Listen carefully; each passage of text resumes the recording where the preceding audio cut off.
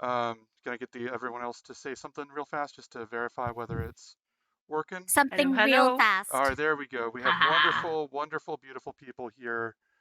We are Are good. we on the internet? We are on the internet. We are officially internet famous. Uh-huh. And there we go. That's not fair. Ben doesn't. What was that? It was fair, but what Ben doesn't He what? referenced. Oh, I said that's not fair. Ben doesn't get that. Oh, Yeah. I don't get a lot of things. Okay, so this is episode 2 of the Odyssey of the Dragon Lords. This is our group here. We'll just introduce them all. If everyone wants to introduce themselves real fast, let's go around the side, starting with Allie. Did you want to say hi or anything? Or Hi. I'm Allie. I don't know what else to say. I'm playing Callista, a Thylian Satyr bard, and excited to do this. And then that leads us over to Reed. I'm Reed. I am playing a human wizard, and we're all gonna die. That's true. That's true. And that goes to Tammy. I'm Tammy. I play Kiki, the barbarian Triton, and I'm going to try to not die, but kill the boar. And lastly, Hi, I'm Jennifer. I play Crayoran, the wood elf, not dwarf elf, that I did last week. So wood elf monk. Did So you say that's what I wood play. elf? And I said, yeah, I was like dwarf monk or dwarf elf. I was like, what the hell? I watched it again. And this is Cosmo. That's As fantastic. per usual. This is Cosmo. Cosmo's on the team, not too much of a fighter. And then what was it? I'm going to try and add some music to this. Anyway, Before we start, of course. I'm not on the initiative list, Oh, okay. Well, you don't. but I added 20. Okay, well then there we go. Woo! I've made that mistake before. I've forgotten to give somebody initiative, and then they've just like been like, "Oh yeah, so why haven't I gone to go?" When do I go? Yeah. Let me see. And I'm gonna try and set the music. Let me see if this is working right. Is this the music I want? Ooh. Ooh, there we go. We have music. I think This that is not Everyone's Gonna Die music. Well, not now. Yeah. No, because I have to do the prologue and then everybody dies. Got it. So we are on episode 2 of our adventure when this last began. These 4 heroes, already great people in their own right, but not legendary heroes per se, but well known in their circles, were called by Ismene on behalf of an oracle. This takes place in the land of Thylia, and in Thylia, a land of Greek-inspired myths and legends, a sort of truce, a peace has been reigning over the land for about 500 years. By the words of the truce, it is allowed to expire at the end of those 500 years. As a result, there has been a little bit of anxiety about what comes next. And as these discussions are going on, Ismene, a bard, it would seem, has gathered together these 4 people to tell them that they are part of a prophecy of some kind, and that they need to. The first part of this prophecy is winning the trust and favor of the locals.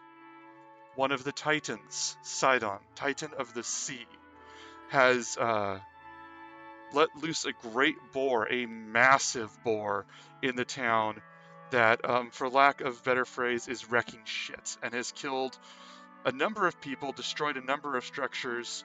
A lot of adventurers have been able to get close. The cumulative efforts of these attacks have been about 3 spears, maybe 4 in the side of the boar that the boar does not seem to mind so much right now. The group has lined up, is ready for adventure. They are joined by one heroic ally I believe his name was Tanius, and one bard, Ismene, who, while bards can be heroic, she is opting mostly to chronicle what's happening here.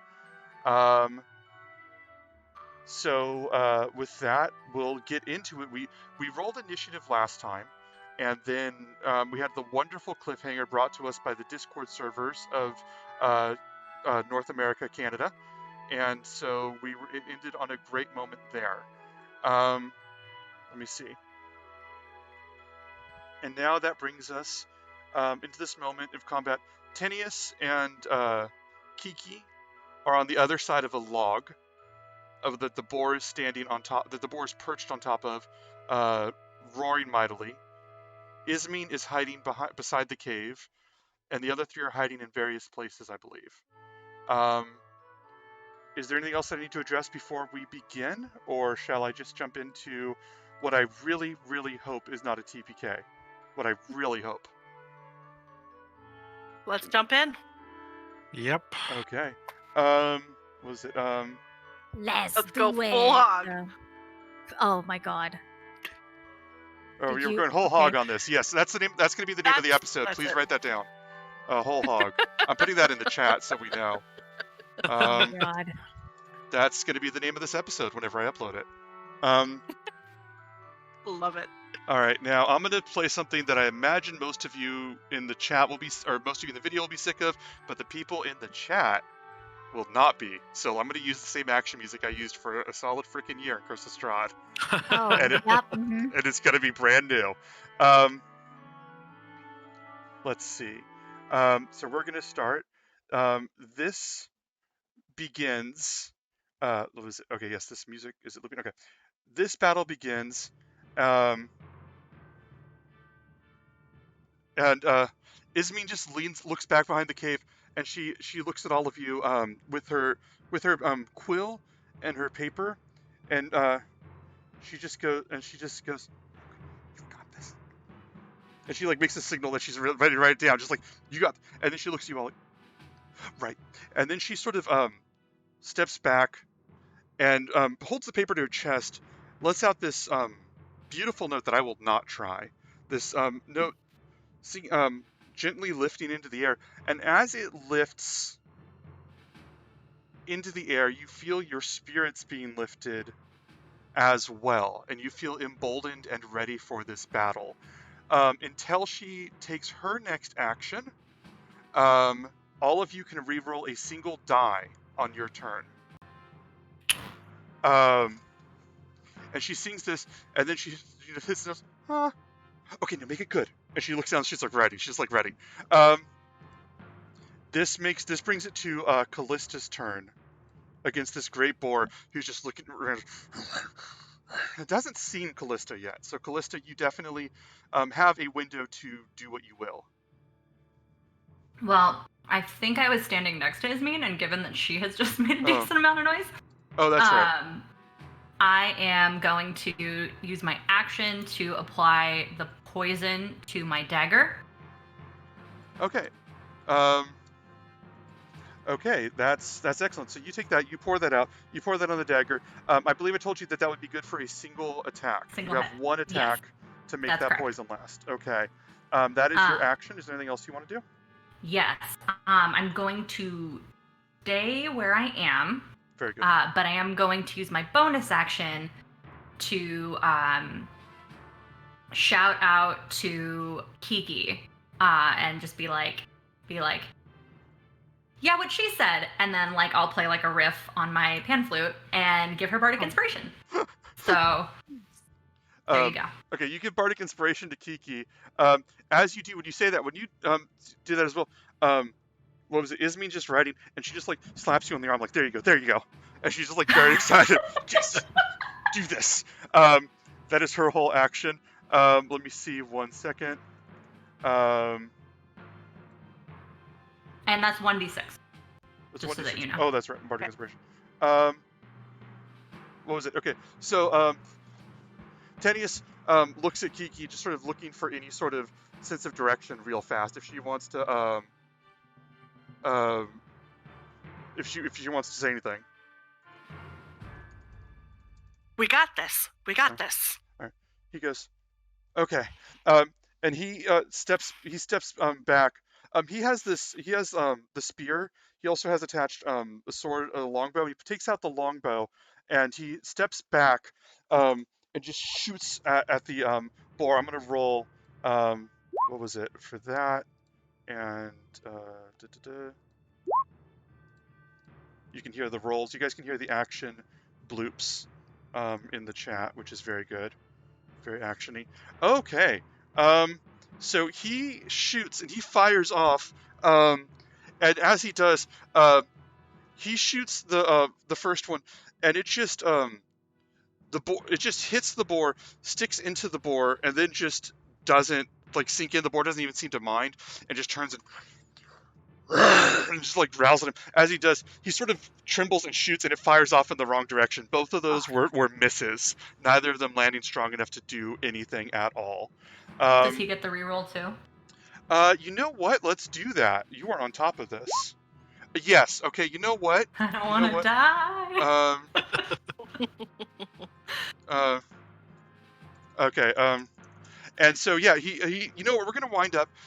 He shoots, and the second one, he would be scared. That would have been what happened.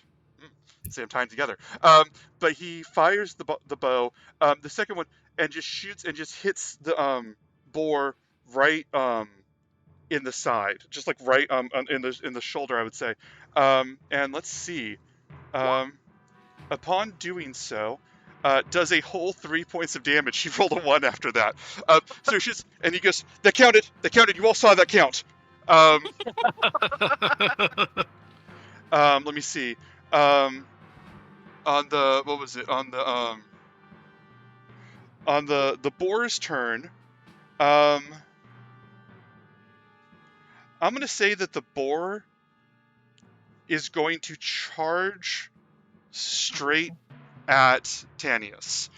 As he charges at Tanius, this does give Kiki, if I have it right in my head, an attack of opportunity. Did you want to use that? Absolutely, I Okay, do. so I will go into describing the rest of this after you do that.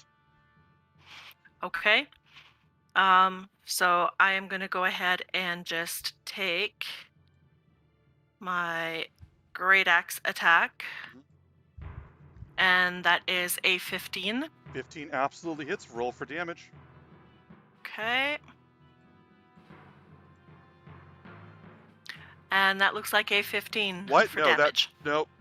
What? No. Oh, fuck. The first attack roll of the game, and I already hate you. All right.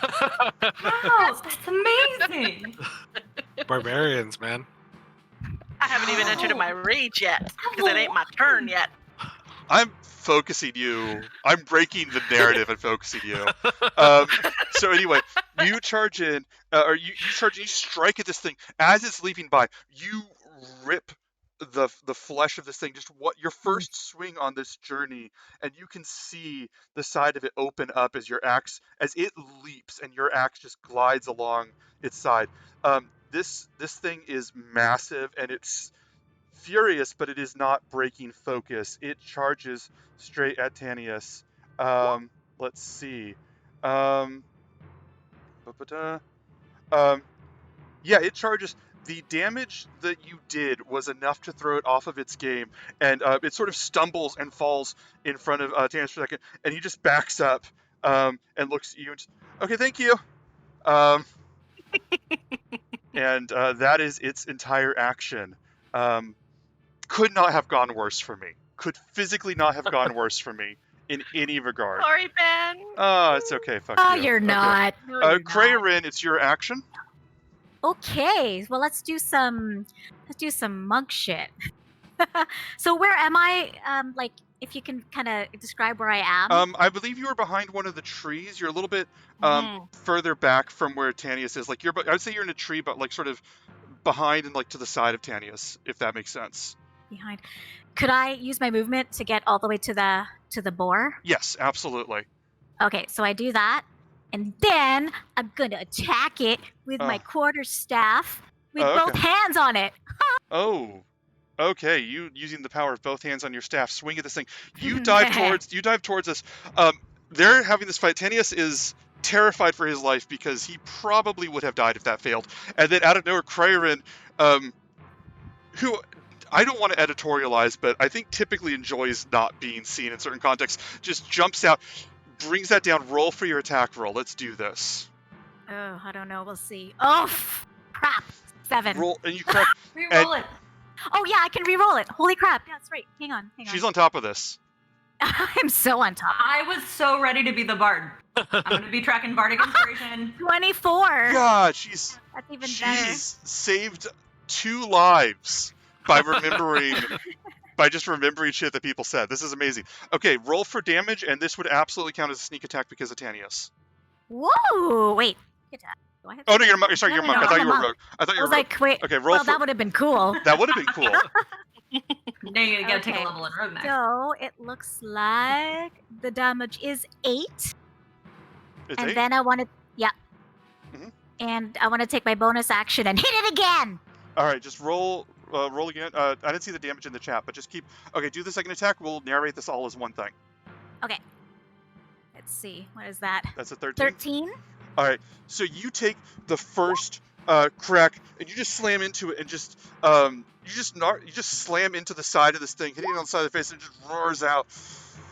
And then it turns, and then as you swing the second time, it knocks your second attack away with its tusk, and just it now pulls itself back up standing, and it is back at full attention again.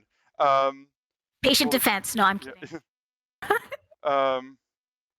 What was it? And that is it for it, which brings us to Euphemion.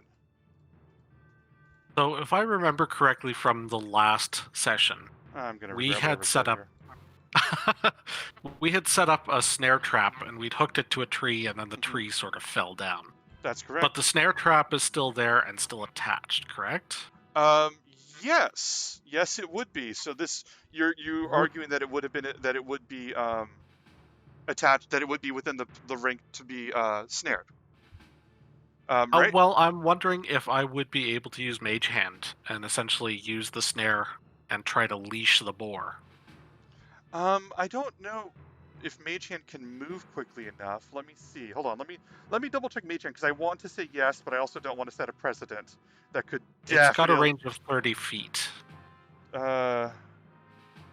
So you can move the hand up to 30 feet each time you use it. Cannot attack, activate magic items, or carry more than 10 pounds. This is none of those things. Go for it. Okay. I'm gonna say, you know what? Because you are manipulating the hand, I don't think that the hand.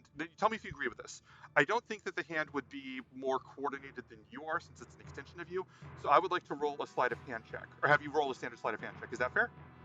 Okay. All right, let's do that.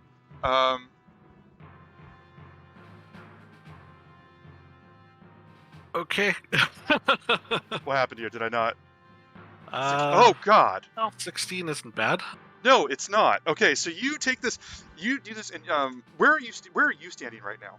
I'm at the edge of the woods. Okay, so you're at the edge of the woods. So at the edge of the woods, you look out and you manipulate this hand, and it just elegantly tests. What is it, around one of its back legs? Is that what you're going for?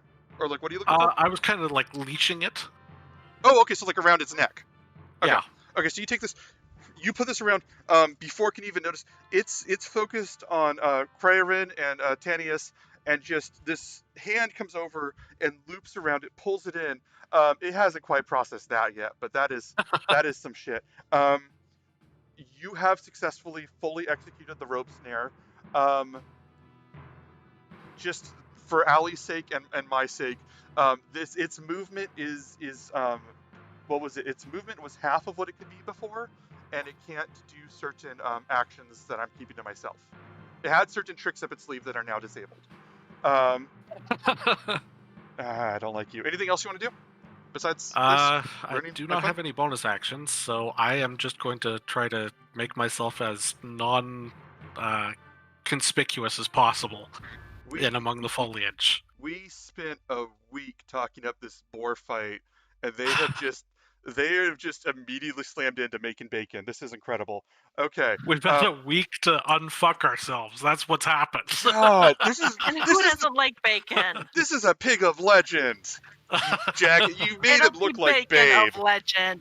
You made it that'll look like make Babe. BLT of legend here. Come Yeah, on. it'll be like the legendary bacon. Tammy, will you take your turn, please? Sure. So, as being a barbarian, I am going to rage Mhm. so that I can do some bullshit that Ben likes. Okay, let's get into that. Let's say because everyone, include me, you, everybody is seeing your rage for the first time.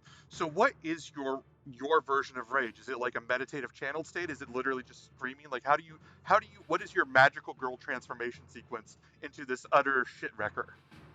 Well, let's say that, as being a Triton, I have like little kind of funky little looking ear things that are like almost like a dorsal fin type thing. Let's say that they just kind of spread out and like lift up. Oh. My skin, which normally looks sort of smooth, even though it's glistening wet. Let's say that you can see I have little scales that kind of raise up above, like on the skin. They're a little bit raised, so I look a little bit more puffier. Uh-huh. And then I'm just like, Okay, just yeah, you're getting just right in there. full Triton. All except for the foaming at the mouth. Triton raised fury, just absolute power. This is great. Okay, so you let out your own roar, and Ismene over on the side just sort of looks over at Callista. Okay, and then I'm sorry. Anyway, so anyway, it's your action. You have that was your bonus action to convert, I believe. So you have your full Yes. fucking action. Yep. I just do the fucking, and so- I'm not even mad. I'm preemptively mad. Go on. Because you know what's coming. At this point here, since the boar had moved away, giving me an attack of opportunity, how far would you say that he is from me? You're within range. I would say like 15, 20 feet. Again, Okay, I'm just playing so- it fast and loose. I'm going to let you all Yep. mostly get to where you need to go. Okay, so basically I'm going to go right up to it, and I'm going to go ahead and swing my great axe at it again, because I want to go ahead and I want spare ribs and pork chops and all the bits for 24. And you swing and you slam with your full fury the great axe into this boar. Yeah, and you slam and you do 11 points of damage. My God, do you? You could reroll. Do you want to reroll either of those? Oh no, wait, did you already miss before?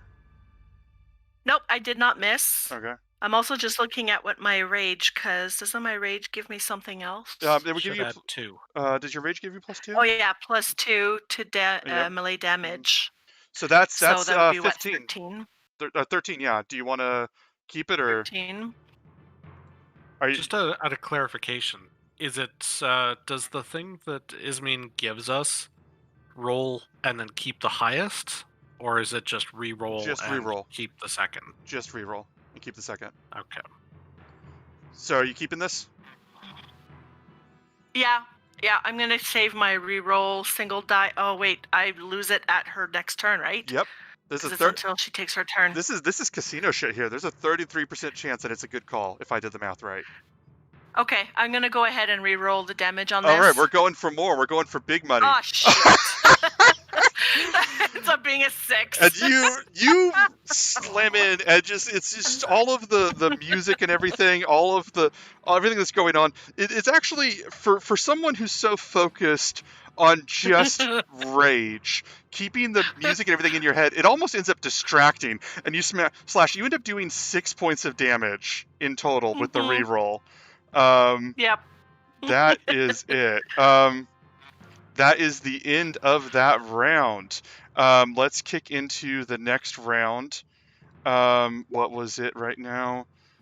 Looking up something. I forgot to pull open a tab before I started. It's a tab of my bullshit. Okay. Let me see. Okay, so on Ismene's turn. What was it? She looks at she looks at Callista and goes, "Do you think they're gonna die out there?" You're muted. Sorry. I hope not. Okay. Live, and she like sort of sings like this note. She sings this note sort of uneasily, and as she does, you all have perseverance now as what she's giving you. If you go to 0 this turn, there is a small chance you will go to 1 instead. And she's singing that to you guys. That's until the next round. That is what she does. Callista, it is your action. And I also want to say, what's up? I just wanted to ask for clarification. The Bardic Inspiration cannot be used on damage rolls, right? Correct. There are certain subclasses that let you do that, but not overall. Yeah. And Okay. I also want to say, all of you that are looking, notice that the boar is just sort of having trouble staying fully stable. Not so much like the wounds you're doing are tearing it down on their own, but the spears and everything, and it has been defending itself for over a day now. Not to say that you guys aren't doing anything, it's to say that it's becoming it's becoming killable, more or less. Callista, it is your action. Okay, so I'm gonna look at Ismene, and I'm going to cross my fingers, and I'm gonna throw my dagger.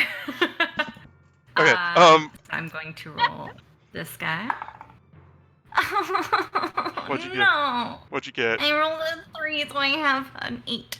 You have an 8, so you throw it, and it just goes wide. But you can re-roll a single die, right? Nope, that expired. No, her turn passed. Oh, I wanted my poison, so I used my That was your poison Oh, one? right. Yeah.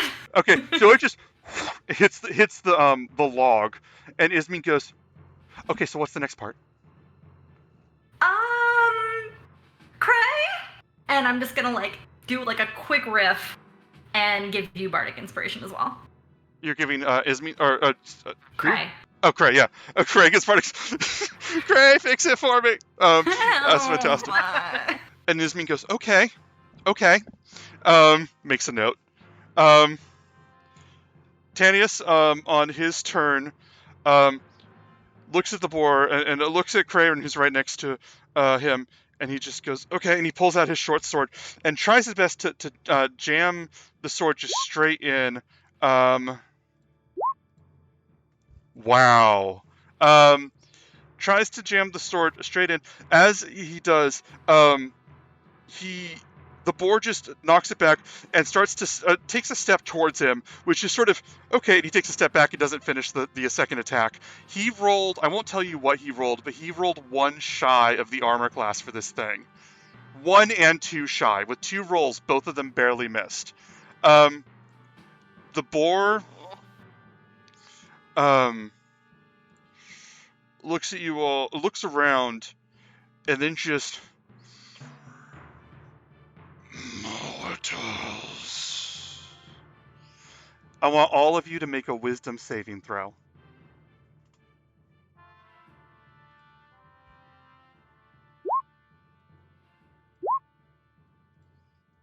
Let's see. Use my Bardic Inspiration on this, right? Yes. Or no, is it an ability? I think it might be ability It's a check. saving throw. Oh, yeah, that's right. I can check. All right. Mhm. Bonus action. Yeah, saving throws. Yeah. Oh, yeah, darn right I am. All right, Oh, so 5. Jesus. Kraven, what are you? You're at 12 total. Kraven, you're at 12 total. Okay, yeah. Let's see.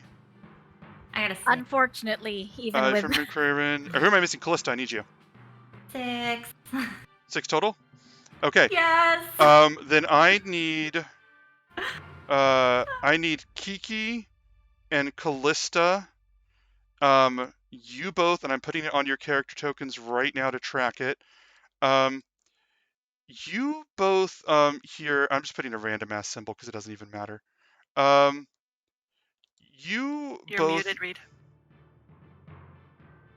Do Are I we get supposed it to be too, able though? to see our map or anything like that? Because right You now I'm you just should be able to black. if you I just see black. refresh the map that you're on. Let me see. Let me double check. I it's a can see it on mine, but stupid thing. Stupid thing. Oh, I see a map now. I messed up with the refreshed. lighting. Okay. So I tagged the two of you, Callista and Kiki. When this says this, you don't just feel fear from. You don't just feel surprise from what's happening in. It's saying anything. You see a flash of a moment of a towering, and I truly mean mountain-sized person sitting within the ocean, beginning to stand. And as they begin to stand, just tidal waves and waterfalls and torrents falling from their body as their hand begins to reach out. Both of you. How about me? I've got a 9. You got a 9. I thought you did I thought you got the +3 from the Bardic Inspiration. Yeah, exactly. And I rolled a. Didn't I roll a 9? That's a 12. Oh, okay. Duh. Sorry. I'll do it to you if you want. No, it's okay. If you're asking, I'll do it. I thought it was a 9. I forgot. Sorry. Both of you, what was it? Kiki and Callista have confusion, which means that on your turn, you may be severely limited in what your actions can be. That was its entire action, was just saying that. Its chaotic presence emanating around you.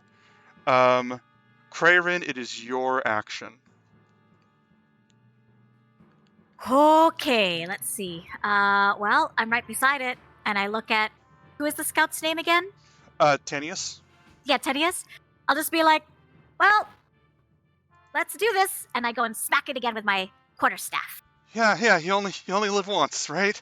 Alrighty. Okay. Yeah, roll your attack roll. Oop. I wish my computer would work. Here we go. Alright, here we go. 24? 24 hits. Roll for damage unless you're doing other bullshit on top of it. Not yet. Okay, then. Okay. Damage is coming. Oh, man. Rolled a 1, so it's 4 damage. Son of a. All right, so you smack into this thing. You hit it. You do 4 points of damage as Yep. it just And then I'm gonna go, well, maybe if I kick it, it'll be better. And then I do an unarmed strike with my foot. All right. Roll your unarmed strike. Okay, here we go. Woohoo! Another 24. What yeah. the? Okay. I Roll. love this. This roll is freaking for amazing. damage.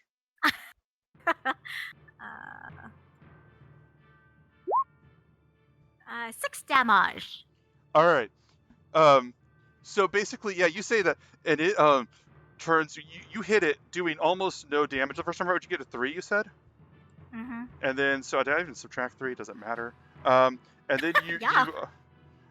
hit it again, and as you hit it, the first time you hit it, you see like a little bit of blood starting to pour from its mouth, and then it's just. And you just like kick it in the face as it's starting to say something, and as it does, this slosh of blood flies out and hits the floor beside it. It is being borne down now. Damage adding up way more quickly than any DM would like. You love our bullshit. Whatever. Okay. And Euphemion, it is your turn. Okay, so I'm going to unsling the large scroll holder that I have over my back. I'm going to pull it out. It's got a 3-foot wide scroll. And through it, I'm going to cast Ray of Frost. What? As a cantrip. Oh right, yeah. Oh, sorry, I thought that was something else. I thought it was like cone of cold or something. I misheard, and I was just gonna end the chat. I was just gonna be like, all right, see you next week, everybody. All right, yeah. Do frost ray. And I screw the pooch. Okay. Your frost ray does not miss. You just hit it, just square in the face, and it just looks at you, waiting for you to try something stronger. Do you have anything else you want to do on this turn? Nope. I will resume being as inconspicuous as possible. As inconspicuous as someone who has just shot somebody in the face with a frost of... All right, that's good. Kiki, I'm going to roll for you on confusion, if that's all right. Yep. Give me just a moment, because I got the notes here on how it works, and I want to make sure that... Okay. You are not... Nothing else matters. This hand is reaching for you from the ocean with incredible slow deliberation. You almost can't tell that it's moving because it's so methodical, but it also, you just feel this overwhelming fear that it's getting closer and closer, and this consumes all your thoughts. You do not get a turn.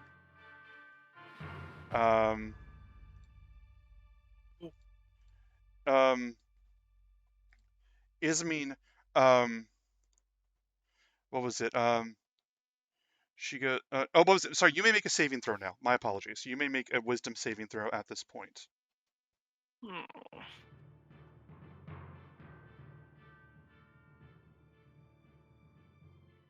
Okay. 19. You hear.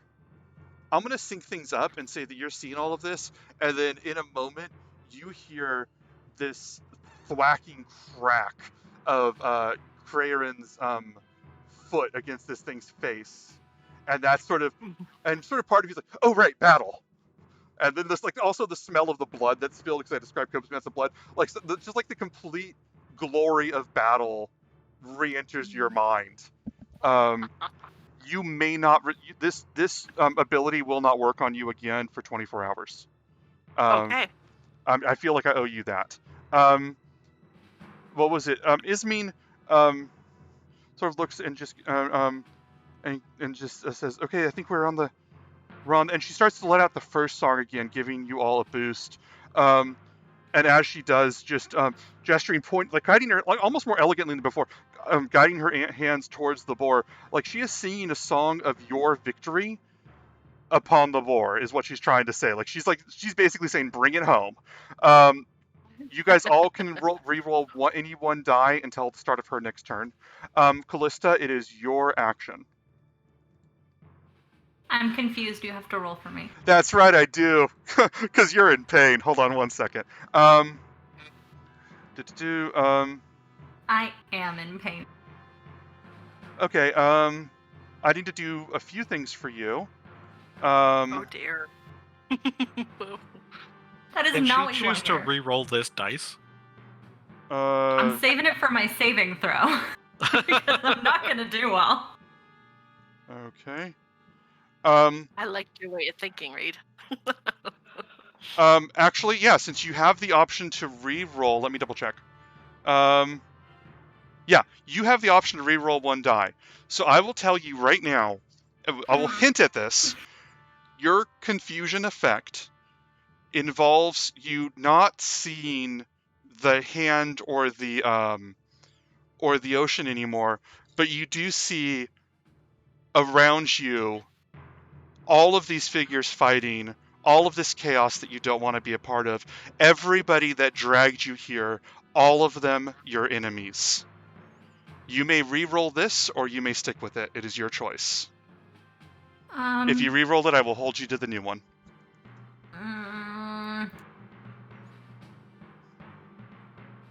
I don't want to hurt Ismene. I don't want to hurt any of my party members. I'm going to keep it because I want to make my saving throw. Okay. So you do that, and you look at Ismene with just disgust at the person that brought you into this trap, and thrust your rapier towards her, and she just, whoa! She jumps out of the way. Why? I need you to make a wisdom saving throw. Okay. You rolled very low on your attack roll. I had already rolled that before I let you choose. God. Natural natural 20. That's a Yes. 21. You snap in, and when you see her, you look into her face, and you know what? I'm not gonna narrate this. This is your natural 20. What thought brings you back to reality? It can be from this moment. It can be something about your character's past. But what is the thought that would center you out of such an overwhelming confusion? Honestly, probably the note she sang, like the music that she sang. So like being responsible for stopping that, like making her jump back from singing that note immediately prior, I think would be the thing that would shake Callista out of it. Because like ruining that music would be like It is the terrible. opposite of everything that you are. Yeah. To let music stop. You realize that you are attacking music, and you are attacking almost the embodiment of music in just this one clear moment. Yeah. And so yeah, you see that, and you cannot receive confusion again from the boar in this way for 24 hours. Okay. And then if I have a second to just apologize, like I'm sorry. I don't know what happened. I'm It's so okay. sorry. It's okay. What was it? And then Tanius is going to try and strike this thing, and I'm just going to roll twice because, yeah, he's striking this thing, and these are poor rolls. And as he's striking this, Humble it. it's just roaring at him, and he just drops his sword and backs away. I'm just saying that he's just completely too many misses. He's just absolutely. I see him standing there with his knees literally shaking. Yeah. What was it? He is, or what was it? This boar is going to try and tries to move, and then when he tries to move towards him, that's when it feels the tautness of the snare trap. That it does not understand all of that, but it knows that there's only one person within range at this point. Then, yep. Let me see. Oh ho ho. Okay. That's not what you like to hear. What was it? Not sound good. I'm just saying. Oh my god, I don't even have that many hit points. Ugh. Oh, you At saw least that? she's raging. Let me see. 1 second. Let's see. I gotta calculate something.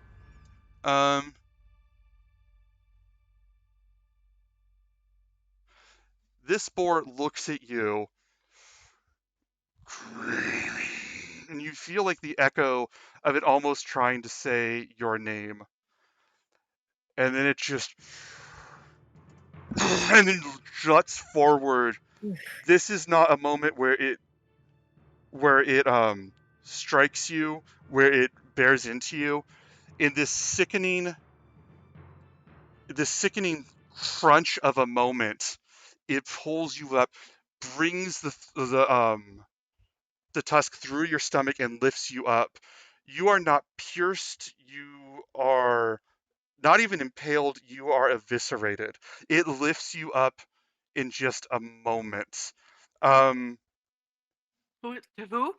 In 5th edition, if someone brings you to 0 and then negative amount in a single attack that is stronger than the remaining hit points you had left, it is an instant death.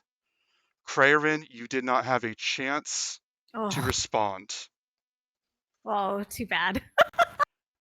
It's a good thing I have a second character coming up. There's a moment of stillness as one of the heroes that Ismene said was of prophecy dies in an instant, and she just looks completely mortified and just stays still, frozen, trying to figure something out, trying to make this make sense in her head. Can I go like, avenge me or something? You can say something brutal. You can say you know what? I want you to roll a Constitution saving throw. Okay. Con saving throw. Okay. 19. You have blood pouring out of your mouth. With a 19, you are able to cough out the mangled words that they can clearly understand you are trying to say, "Avenge me." Avenge me! Yeah, that is it. Euphemion, Oh. or it is your turn. We will get back to you in a moment. Or we'll get back to you in a moment, Jen. Euphemion, it is Yeah, your yeah. action. You're muted. Okay. So It that rolled- was a thing. It rolled a critical hit, and it did 19 points of damage, which is more than twice her total hit gauge. Oh, That- boy. It one-shot her, and there is no, playing the rules of D&D, my hands are tied. There is no way out of that. Euphemion, what you got? Having trouble there, buddy? Yeah, I'm trying to think of how much damage have we done so far? I would say 37. 37. If you were to guess. I'm gonna try sleep. I'm gonna try to cast sleep on it. Can I manage a 20-foot sphere without, getting any of my allies? Sure. Try and cast sleep on that mofo. You know what? No, because whenever you cast sleep, you choose who it targets afterwards. So you could absolutely you could do that, but also there's no need. That's our guest star. It's okay. Boar. It's the boar sound. That's the So- wild boar. Oh, mother God. Wild boar Um, of Talia. Oh, no. You rolled you got 12. You can re-roll a single die if you want to re-roll one. Do you want to re-roll one? Absolutely. A 'Cause, single you know, D8. Oh my god. Okay, you roll 13. 13. And it has more than 13 hits left. You roll this and it's just more insulted than anything that you tried that. Oh. Kiki, it is your turn. You are snapped out of it. It is your action. You have seen one of the four prophesied slaughtered down in an instant. But you are still in a rage. Wait, no! You didn't do anything last turn. Your rage is over. My rage lasts for a minute. You have to attack every single action or it ends. Or take damage. Take damage. If I'm knocked Or unconscious get or my hit. turn ends and I haven't attacked a hostile creature. Okay. Mm-hmm. All right, well, either way, I'm going to rage again. Oh, you're activating your second rage? All right. I'm activating my second rage. My You can't backup have- rage! That other thing I was mad about! We call this move Yeah. and another thing. Okay. So you activate, you just tap into your fury again. And yes, feel free to roll.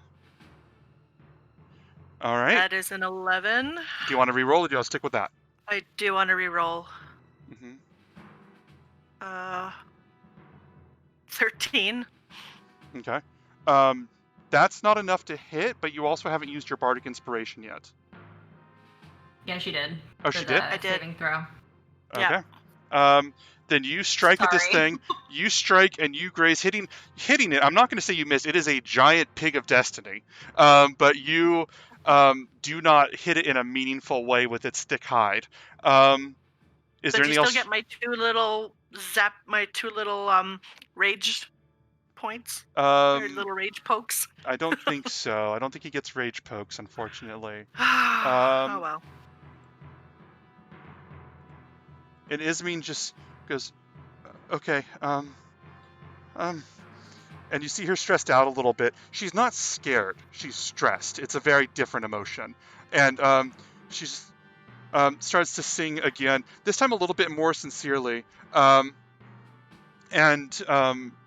She sings the song that I sang before. If something would kill you, you might not. You have a chance to survive that turn instead. regret on her face. What was it? Didn't work on Crayorin this last time. She switched off to something else for that one turn. Oh, Jesus. Callista, it is your action. Okay. So, Callista's gonna like, okay. I'm gonna regret this. Hey, you stupid fat boar! You're gonna taste really good with breakfast. And I'm gonna cast Vicious Mockery. Okay. You are casting Vicious Mockery on this thing. That is wonderful, and what a beautiful insult as well. She's freaking out, you guys. Wisdom save. 13. Okay. Can you roll for damage, just in case you did succeed?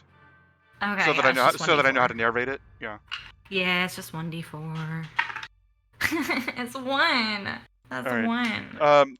You say this, and you just hear, "Name of the gods, and I will not be breakfast." And he turns his head a little bit.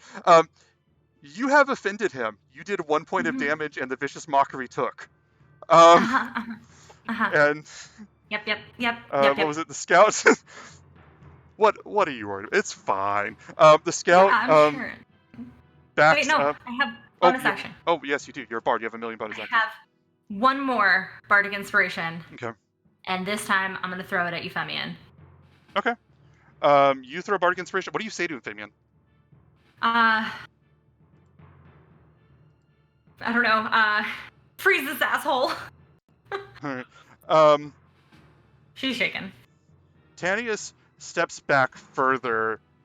There was literally one person that was the reason Tanius didn't die last turn, and that person is literally hanging from the tusk of this thing. And he takes back and he shoots his longbow, trying to hit at all. God damn, that is ridiculous. When I tell you guys the numbers after this fight, it is incredible that he has missed every attack this game. He does not even. He gets a +4. This is ridiculous. Change your dice. I'll tell him. Okay. What was it? So I'm gonna say. I'm trying to figure out the boar's head.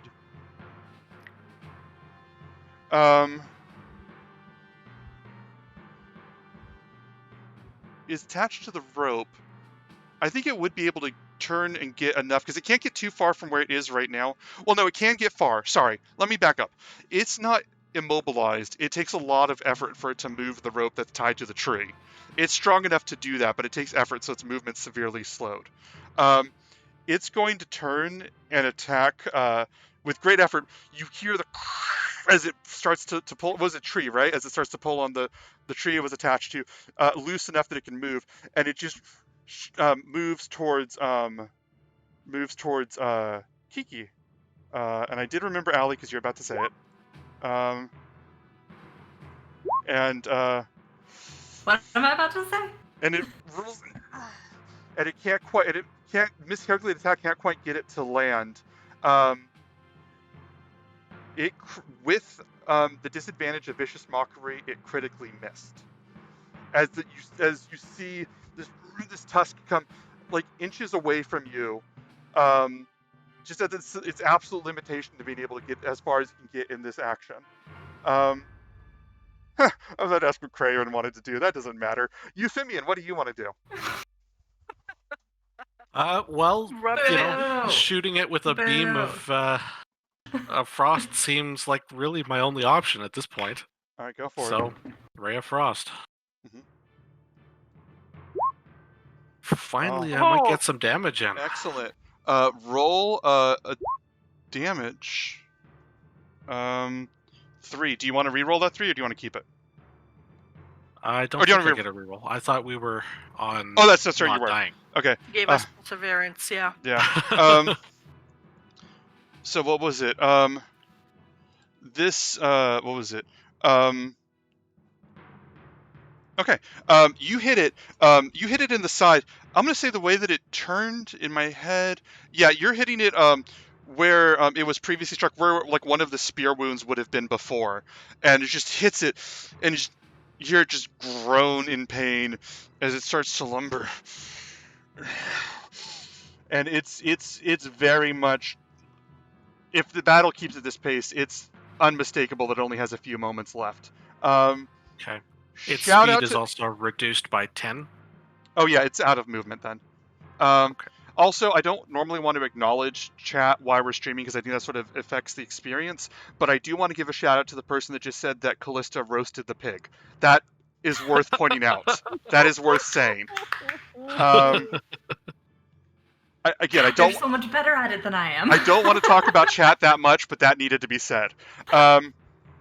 What was it? Kiki, it is your action right now. All right. I am still pissed at this piece of bacon. Stubborn piece of bacon. I want you crispy. I'm going to swing my axe at it. All right, swinging your axe at it. Do you get advantage whenever you're in rage? I don't remember. No, it's on this the strength checks and saving throws.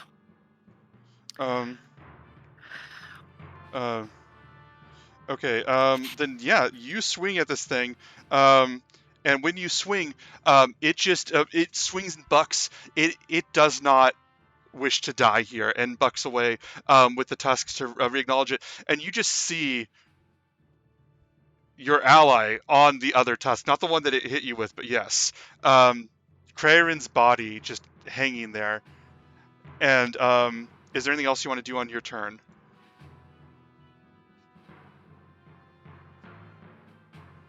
I just need to keep this open. No, I don't have anything else I can do. Okay. Reed, I don't know. I cannot for the life of me figure out why that is. So what was I gonna say? Let me try this. Did that help at all? What was it? Oh shit. Okay. So anyway, that was the whole turn. That was the whole round.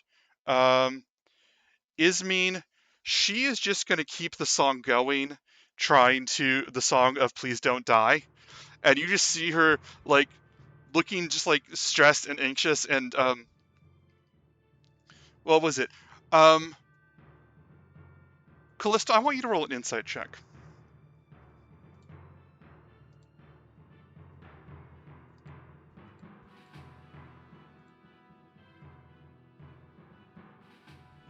You're muted. Muted. What's up? 15 plus 3, that's 18. Okay, so you see, she is stepping out and singing. She is clearly anxious and stressed, but she's moving closer to do this, to sing this song. She does not seem. She's very scared for you guys, but she does not seem scared for herself, which you just noticed for a moment. Callista, it is your turn.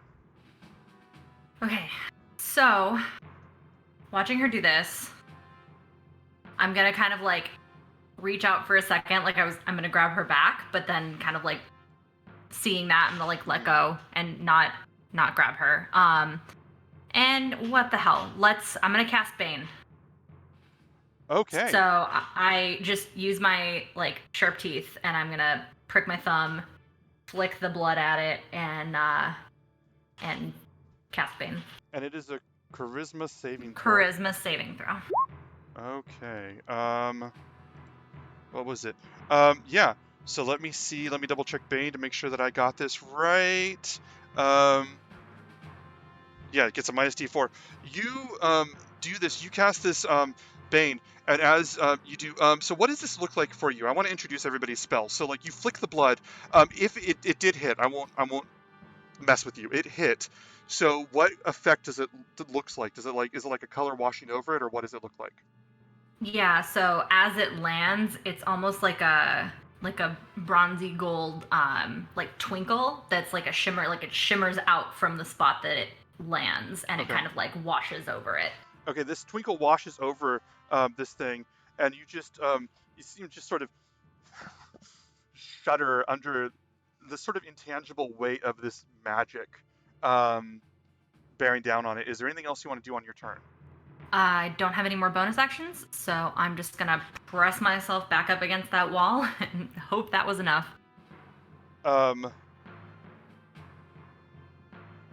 Yeah, okay. I'm going to say, what was it? Tanius is just trembling. He's got like 2 arrows left, and he's just gonna look, and he's just gonna like pure shaking try and loose them.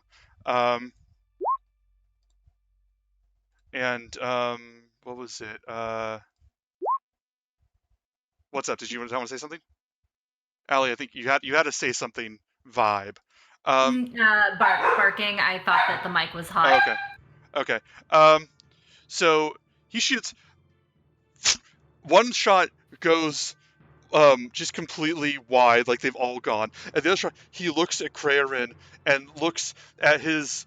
He looks over in the distance where his friend's body surely is, and he just shoots one, hits right in the side, sinks in. The boar groans as 5 points of damage is done to this thing, and he just nods.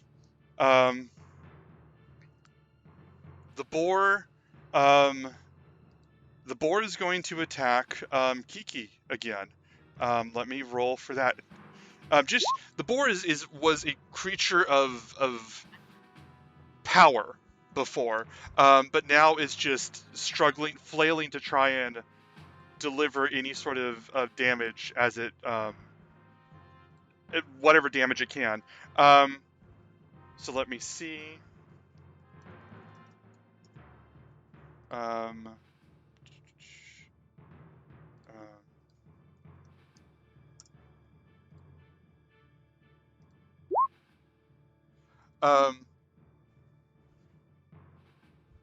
They gored the boar. So he tries to. He is got his sights on Kiki, looks at you, and thrusts up its tusks to try and burn you, and you just feel it not able to make the strength of this, the strength needed to just bear through your defenses, and you are able to just block it with the great axe. If it was at full strength, the fact that you're holding onto the great axe would have, been a ripple effect that it knocked you onto the ground. But as it's pushing up against you, you're looking at it, it's looking at you, and you see this star twinkle aura wash over it, pulse through it one more time, and you push back. The Bane magic doing enough to just hold it off for a moment. That's right, Twinkle Pig. That's right. Kiki, it is your action. Oh, okay. I thought Euphemion goes before me. Oh, did I get that wrong? Oh, I took the wrong person off the board. That's what happened. Okay, Euphemion, you can go. Maybe that's why there's been difficulties. Actually, I'm dead. No! What was your initiative? 17? 15, I think. Sure, we'll go with that. I'll believe you. It was before me, anyway. I'll believe you. Okay. Euphemion, it is your action. Okay. I am going to Ray of Frost again. Shoot the Ray of Frost. 18? 18? Okay, roll for damage. Okay. That's a 4. That's a 4, okay. 4 for the boar. 4 for the boar. Get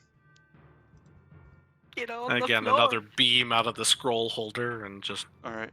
So ice crystallizing up the side of it. You shoot, and this beam hits into it, and you hit it, and it falls. You hit it with such force, it hits where it was, hits in the side where it's been wounded. It actually stumbles for a moment and crashes with a powerful thud to the ground, just a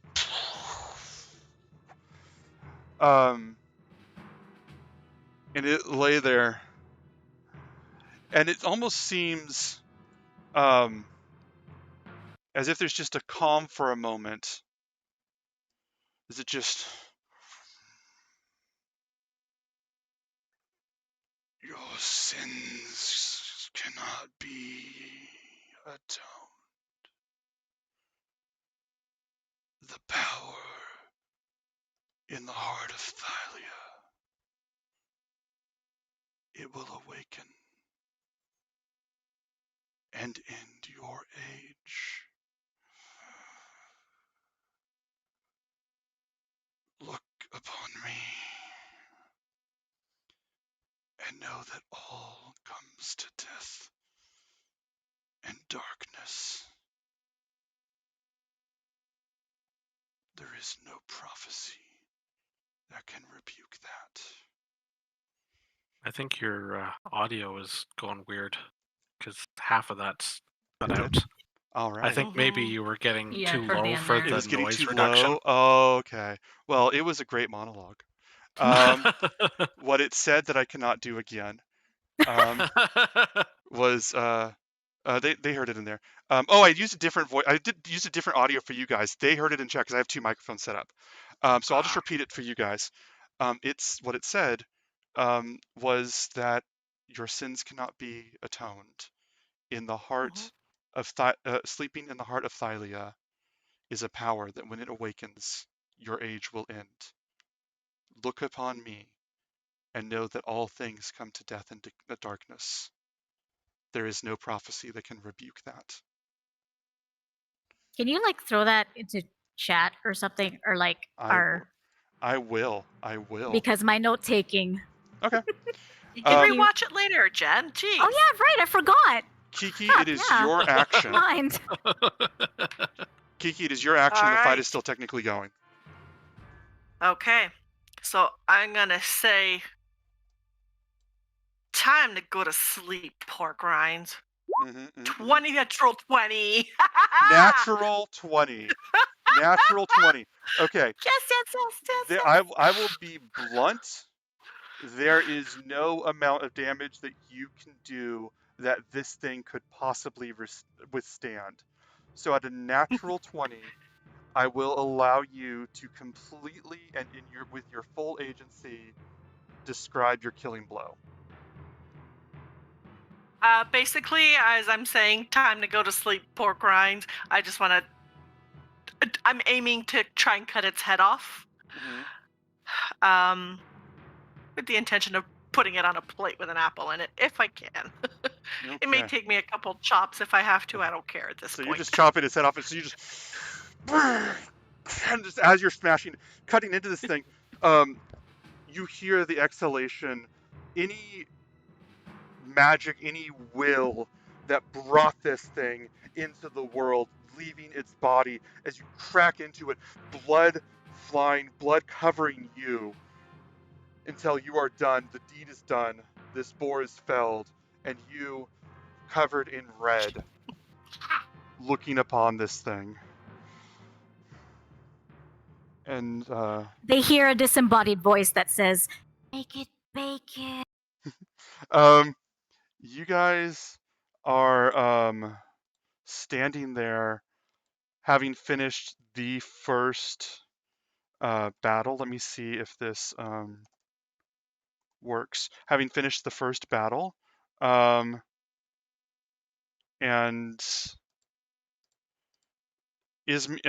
what is it? Tanius looks.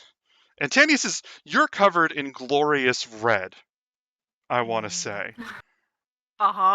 Tanius is splattered in blood, in pig blood.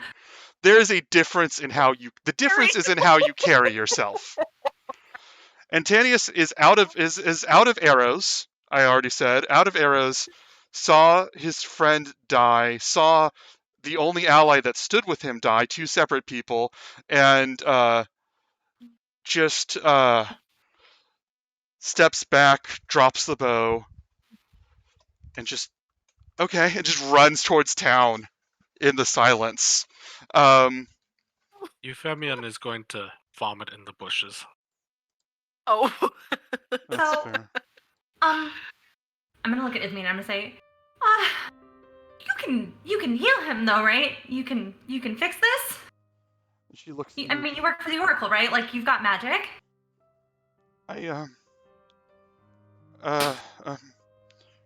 Okay. I didn't expect this. Can you? And she hands you she hands you her quill for a moment, if you want to hold that. And she takes the scroll.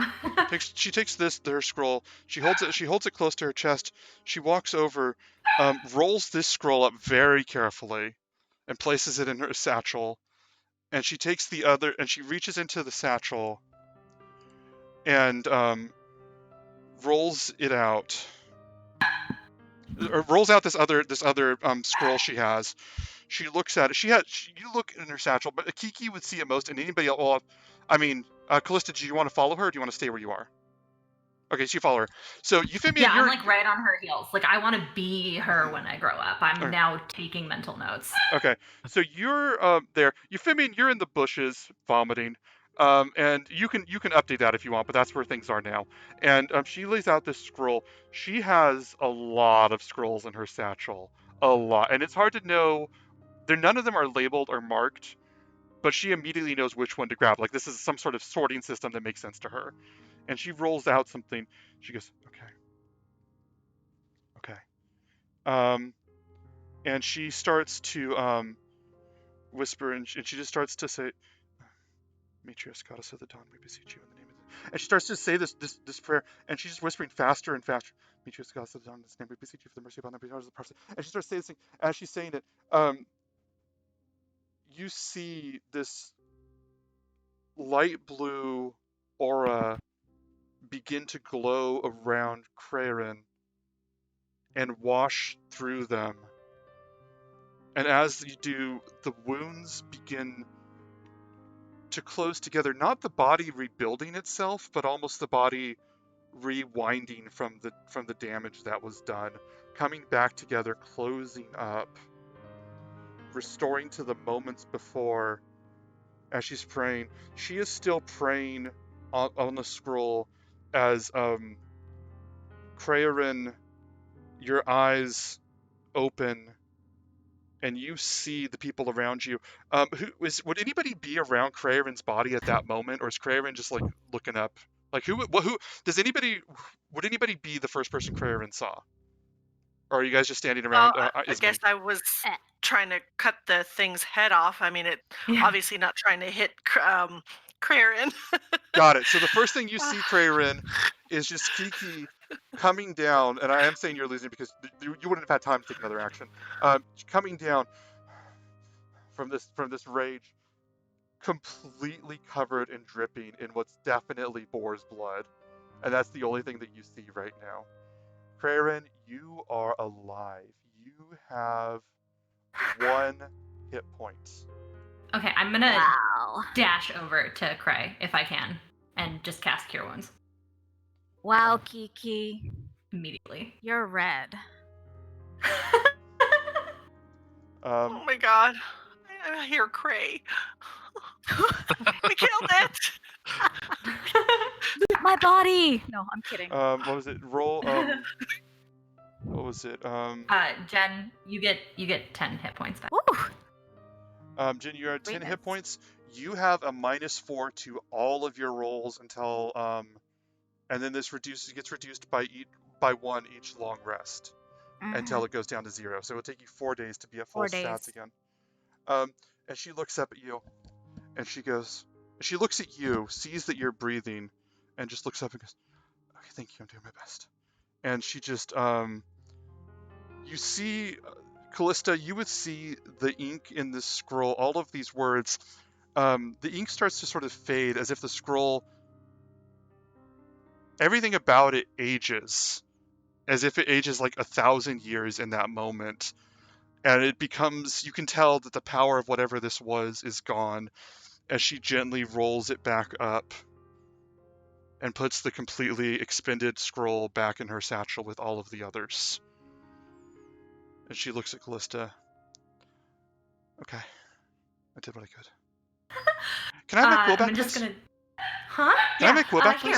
Here. I'll hand Thank it. you. I hand it to Thank her, you. I and then don't. I'm gonna just hug her Okay. really and hard and spin her around. You hug her, but she's still writing. Like, you got her arms around her arms, but she goes, I don't like being part of the narrative. You did it! You did it! You did it! I know, but it gets weird. It gets weird. Um, I'm excited. and Sorry, guys. you guys are standing there. It is anybody's action right now. Euphemion will sort of stand up on wobbly legs, and stumble out of the bushes. Oh, did Oh. you need to pee or? Sorry. Are you? What? And Did I miss something? Ismene holds up the paper and the quill. What did you do back there? You can see if you want. Okay. And she gets up and walks over there. Your guys' action. I'm going to head towards the mouth of the cave that the boar came out of. Oh! Kiki, Behind the bushes. Go on. Yeah. actually, Ismene, Oh, yeah. who were you praying to just now? She goes, same people we always pray to. Mytros. Why? Okay. Kiki, I don't want to take this away from you. It was your killing blow, but maybe we should dedicate this kill to Mytros, since she helped restore Krey. Yeah, absolutely. I bathed myself in blood in the name of Mytros. You can do that. We'll definitely get to that in a moment. We'll get to the to that in a moment. That's a great idea. Ismene goes, okay, and just nods. Euphemion, you go into this cave, and I'm going to do this for a little while. You get into the cave, and you just see what was it? Yeah, it's just this large. There's nothing special about this. There's nothing to be seen here of a supernatural nature. What you see here is endless amounts of cruelty for the past fortnight at least. You see broken and dead bodies of humans, of elves, of the people that live in this land.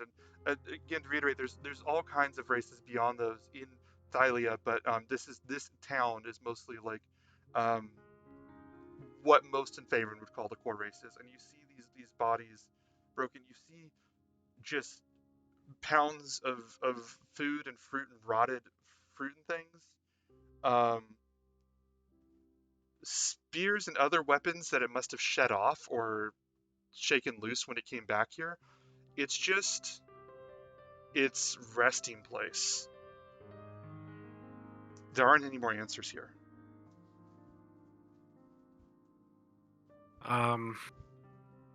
Within, are there at least some of the bodies that seem to be in recognizable enough condition? That, Yes, for instance, I could, just, bring back trinkets and things so that loved ones can have something of their missing family members. Yes, absolutely. Absolutely. What a lovely and compassionate idea. You begin to gather these up, one by one. That will take you a little while, so we're going to step away for just a moment. I'm looking at something here. Is there anything that anybody else wants to do right now? If I have a second, can I go look for my dagger? Yeah, you find this dagger. You find it doesn't take you that long to find the dagger. It is just thunked pretty thoughtlessly into the wood of the tree that originally fell. And what was it? You can pull it out, and you see kind of what's left of the poison um, dripping and sort of splashed onto the trunk of it, and that's all that's there. That's all that you were able to find. That's all that you're able to do with it. That was gonna be so cool. I just like put it back in my Creorin. belt. Sorry. Creorin literally gets up from the ground and kind of shakes his head, looks at the boar and sees that it's dead. Is there any way for me to like grab like some hair or anything, and then I can just tie it together and like Sure. on my quarterstaff, and that'll be like my memento of death. Absolutely. I love this. I love that. So you take that. You can definitely tie it up and do all that during a short rest or a long rest. But you have the hair for that now, unless you want to just like do like a quick thing. No, I want to do something with it. I don't know, plait it into a braid or something, and then put it on there. Okay. Absolutely. That's for death number 1. Oh, fantastic. What was it? Oh, that's what I'm looking for. I'm looking for something in the game, and I'm like, okay. So you guys are you're taking that hair, and then as you're doing that, Ismene just goes, okay, I think that she had the right idea. Who was it about honoring Mytros? Callista. Callista, I think that you had an idea. Yeah. If you wanted to do that. I've never killed anything before. I was thinking maybe Kiki would know how to do it. I mean, I just figured we can all vote on it, but I just figured that we could probably dedicate it to Mytros. But I mean, I'm sure we all have our own preferences among the gods. But since you were able to draw on her power to help bring Krey back, I thought maybe. What I will say here, and I will interject meta styles for a moment, because this is something that I want to explain in straightforward rules, because it's important to the world building. It is traditional and important to honor the gods. The world is bound by the dynamic between the gods and the people. So that is a big deal. And when you do something legendary like this, it is tradition to dedicate it to sacrifice it if need be to in honor of one of the gods. So you could probably cut some for yourself for a delicious meal, but this is not something to be brought back in total. Anything has to be sacrificed to one of the 5 gods or the 2 titans. And I want to lay this all out now. This is a good time to explain all of this, because I want to make sure that the choice that I'm about to lay before you is fully understood. The 5 gods did take the humans' side and was supposed to stand towards them during the war that led to the 500 years of peace. There are 5 different gods, and I will explain them for you in a moment. But beyond that, part of the oath of peace was that humans and the mortal races honor the 2 titans as well, and that they treat them with the same amount of respect that the gods were given. So most everybody worships all 5 gods and 2 titans, knowing the deal. It's not like you like the titans, it's like you're aware that they deserve respect for agreeing to have mercy on you guys, and also they'll kick your ass if you don't. I can explain the 5 gods and the 2 titans so that you can make a decision as to who you're honoring, or you can move ahead with Callista's suggestion of Mytros. Both of those options are valid, and I will go with whatever you say.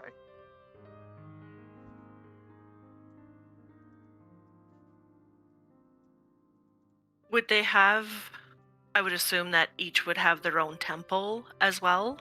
Yes, each would have their own temple. Each has their own.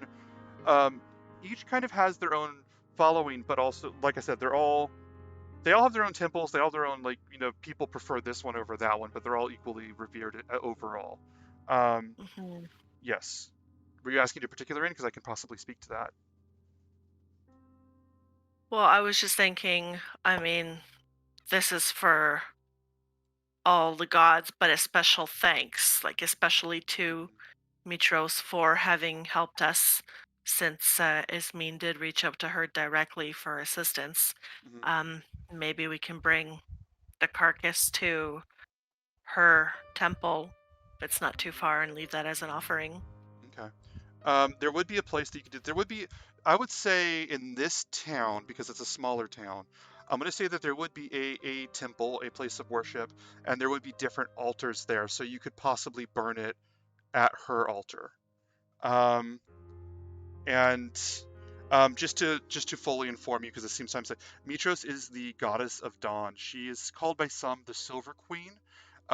She is um, a warrior queen of a goddess, and often considered the one that most stood by humans and mortals during the original war. Um, she is also credited with whenever clerics, paladins, anyone that gets holy magic, when they pray for magic, Mytros uniformly is the one that honors that, is the belief. So magic spells that are given by her. Um, thumbs up, thumbs down, just across the board. If you are on board for sacrificing to Mytros, thumbs up. If you still want to talk about it in any capacity, thumbs down. Just need everybody on. I think I'm okay with Mhm. Mytros. That's all four. Oh yeah, I literally owe my life to her, so I am a-okay with that. Oh, and to Callista, of course. Thanks, Callista. Haha, Ismene. Unless Ismene, do you care? About what? I'm sorry. Do you care You who muted we yourself. dedicate this to? Do you care who we dedicate this to? No. Okay. No. Roll an insight check. That's 11 plus 3, so that's 14. Okay. Yeah. Whenever you say that, she's surprised that you asked, because, like I said, she doesn't really consider herself to be part of the story. So it almost caught her off guard that this was something that was brought to her. But what was I gonna say? So you guys you're taking it back to town then?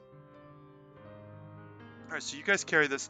You take it back to town, and as you guys are walking, Ismene's kind of quiet. I'm gonna roll here for just a second on my end because I want to determine something. Is anybody hurt? Other than, I mean, obviously, like, Krey is back up, but That's a question. did anyone else take damage? No, No? Okay. Just check. I managed to soil myself quite effectively in the bushes and seems to have warded the thing away. Just psychological damage. What was I gonna say? So as you guys are walking, what was it? As you guys are walking, she looks and she's writing notes, walking ahead of you guys, or not, walking behind you guys, taking notes on everything. And she goes, Euphemion, if I may, and you guys are just all four carrying the boar. And she goes, can I ask you something for a moment? Yes. What can I do for you? And she goes, you don't have to, you can keep walking. She goes, but can you you got sick, and you did incredible things. I'm not trying to discount them. What was going through your mind? Were you scared? I don't think I've ever been that scared.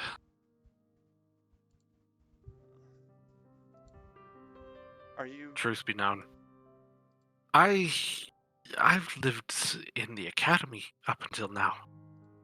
I've The worst that I've had to deal with is the occasional drunk.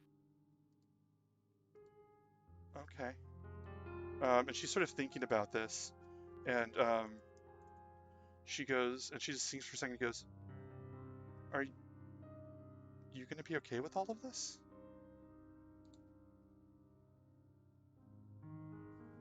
For upwards. Right? Okay. And she just thinks about this for a moment, and then she just what was it? She makes a note on her scroll, and just goes, "Okay, okay. Thank you. I'm sorry. I don't pass judgment. I just need to know for the." And she writes it down. What was it? I mean, that was No, her name, right? Ismene? Ismene. Yeah. Anyway, Ismene. I'm bad at names. I call her over to me if she'll come. She absolutely will. And she goes, yes. Is everything okay? Did I do something? No, you did great. Thank you for Okay. bringing me back. I can't Are you doing okay? say. Well, yes, but I also want to. I was an ass when I saw you the first time, so sorry. And You were. You were. Yes. I'm pretty much an ass. And I just wanted Sure. to say thank you, and I don't do that often. You're welcome. I don't get to do that often. And she makes this little note here. And yeah. In time, she. Is there anything else that anybody else wanted to say?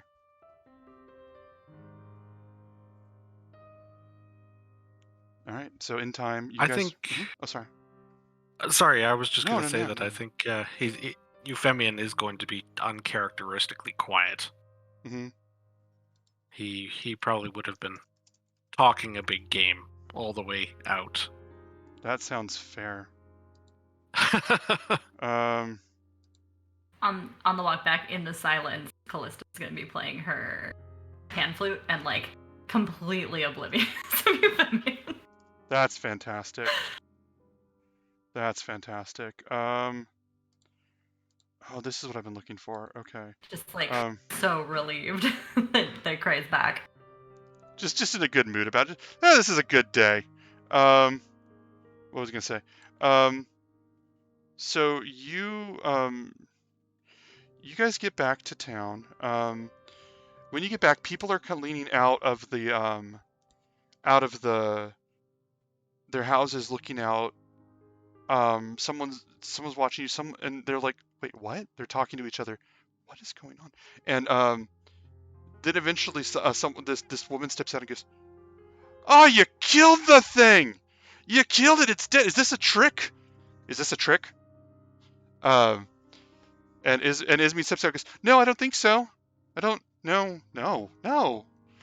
And she goes, "It's dead!" And she turns and she starts shouting. People, and it just sets off a ripple effect. People in different houses at different times starting to shout to each other, telling Ding themselves, dong, the boar is dead. The boar is basically, dead. The bed is. cheering to each other about this. And as you guys take it to the temple, people start to follow you there. They start to follow you to the temple until there's like a small crowd watching you guys do this, and they're cheering you, thanking you, shouting wonderful things at you. Euphemion, at the start of this adventure, you got a lot of praise.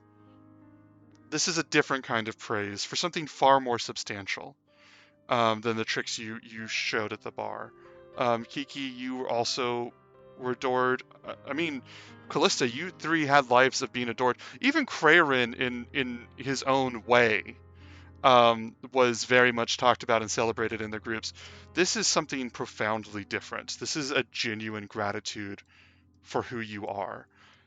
And I am going to say this will come up later, but I'm giving you all a point of fame.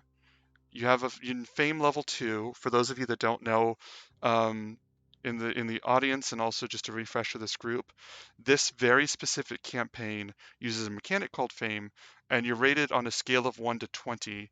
And the more that you get, the more it can actually have mechanical effects in the game. At 20, you can actually request an audience with the gods. That is allowed at that point. So you are at a 2.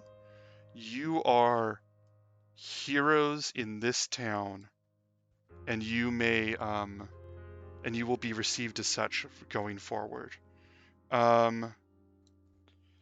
You set the boar. I would say there's going to be there'd be 7 altars around this circular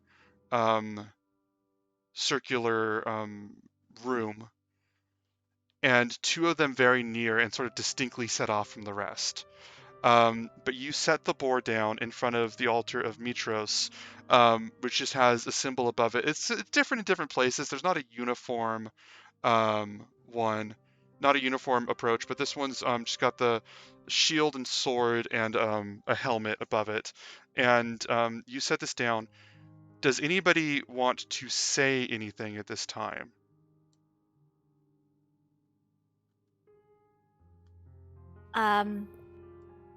Krey, knowing that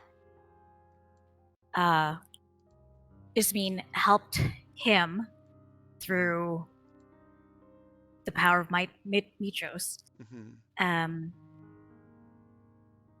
we'll just kind of go down on a knee Mm-hmm. and say, we took a life and you gave one back. I'm not going to forget that. Thank you. Okay. And I step away. Does anybody else want to say anything? All right. At one point, I would say a fire is lit. People follow Kraren's cue. Kraren now being a guiding point to these people for the time being. They have a moment of solemnity. You all feel the presence, this warm glow, and in this way that you can't really describe, an assuredness that Mytros actually is watching this moment. Mytros is aware of this particular moment. And you feel a blessing wash over you. Sorry, I'm getting my words tangled. And I'm going to say that all of you feel this boost, and I'm going to give this to you in a second. You're all going to get a blessing of heroism moving through your character. Let me look this up. Let me make sure I get this completely right. Yes, for the next day, you all are effectively blessed, and you can add a 1d4 to any attack roll or saving throw for the next 24 hours. The fire is lit, the smoke rises through the temple, and as it does, someone in the crowd just goes, "Well, that's good, but now we're going to party our ass off. We haven't been able to do that in a long time either." People sort of turn and look at him, and yeah, he calls out. What do you guys have any reactions to that in that moment? Oh, Yeah, I'm that's gonna what cheer. Krey does. But he does it like half-heartedly. Oh, yeah. And when Callista starts to cheer, Creorn looks at her, and that's it. Okay. I will literally run over and just hug Krey. Okay. Did you even notice me though? Did you even notice me looking at you? I don't know. Senpai, did you notice me? Should I roll for it? You know what? Roll an insight check. Let's do that. That is a 9 plus 3, so that's a 12. Okay, That's you not would. terrible. I'm going to say you would see Craren looking at you, but there wouldn't be anything else to glean from that moment. So yeah, you can absolutely do what you want there. I'm looking for a specific piece of music and I can't find it. Anyway, is there anything else that you guys want to do at this moment, or do you want to go into? Do you want to join this party that this man has proposed. I won't get drunk. Hell yes. Hell After yes. I'm gonna say that after putting down the pig carcass, Uh-huh. and I'm just gonna kind of look around and try to get myself outside, and I'm gonna look for like a little pond or some little sort of puddle or whatever, just to Mhm. wash this blood off of me.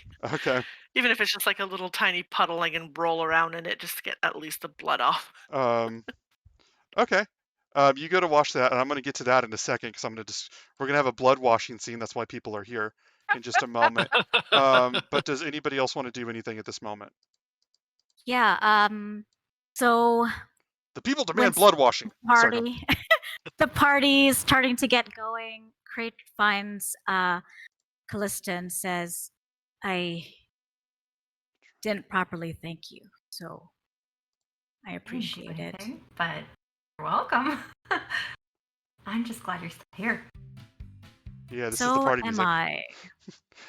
Oh, the party music started. I'm really tired though. I think I'll bed down. Oh, well, I'll see Anywhere. you up there. Okay. Uh, And Craig goes because he's probably tired as fuck. that's fair. Okay, so we are going into the party time. What? Okay, so you guys are out there. Kiki, you are looking in the water, and let me get this completely right. You see some sort of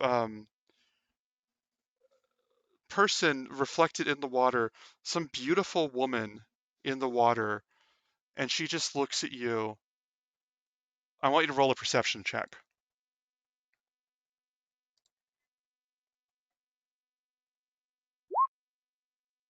13. 13. Um, at a 13, um, Plus my blessing of heroism. absolutely. Haha. Still D4, right? Yep. Plus 3, so 16. 16. Okay, I'm gonna try this music in a second. You have no way of knowing who this person is or gleaning any more information from this, but she just looks at you, and you just tell that she's trying to mouth the words "help me" as she fades away for just a moment. The party begins to pick up. People are shouting. You see people lighting torches for like just brightness because it is getting it's later in the afternoon, and people are going, come on, get over here. Someone finds you and goes, all right, I don't know your name, but you are clearly have blood on you. You're clearly a part of this. Now get over here. Someone else goes, that's Kiki, and he goes, it's Kiki. Oh yeah, you're the one that came in. Right? Yeah, you're getting over here. And he chose to pick up. Do you let him pull you away? Yeah. He pulls you away into this party, and that I think we're gonna take. I'm gonna say we're gonna be here till 8, so I'm gonna say like a 12-minute break, just rounding it up. We'll be back in a second. Whenever I finish my break, I'll come back and talk to the viewers and stuff. But I'm gonna turn off the camera. I'll see you guys in 12. Thank you guys very much for this. Okay. Thank you. And I have this wrong. I have the whole screen wrong. Okay, this is perfect. We're already off to a good start. Why did it do that?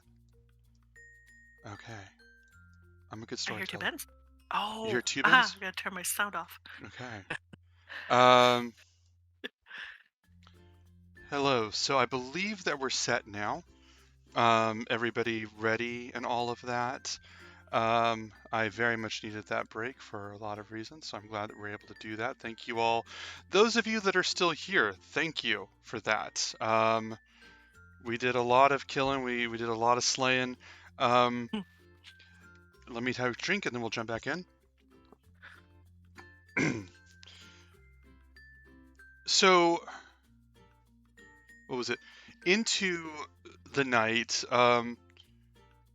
there is some revelry for some just passed out. But what was it? I want to skip ahead of sorts. What did each... I'm going to ask you guys one at a time, and I'll just roll for a minute. In an evening where there wasn't much to do but to celebrate, we'll start with Euphemion. Euphemion, how did you spend the night? Did you go by yourself? Did you brood, or what happened for you?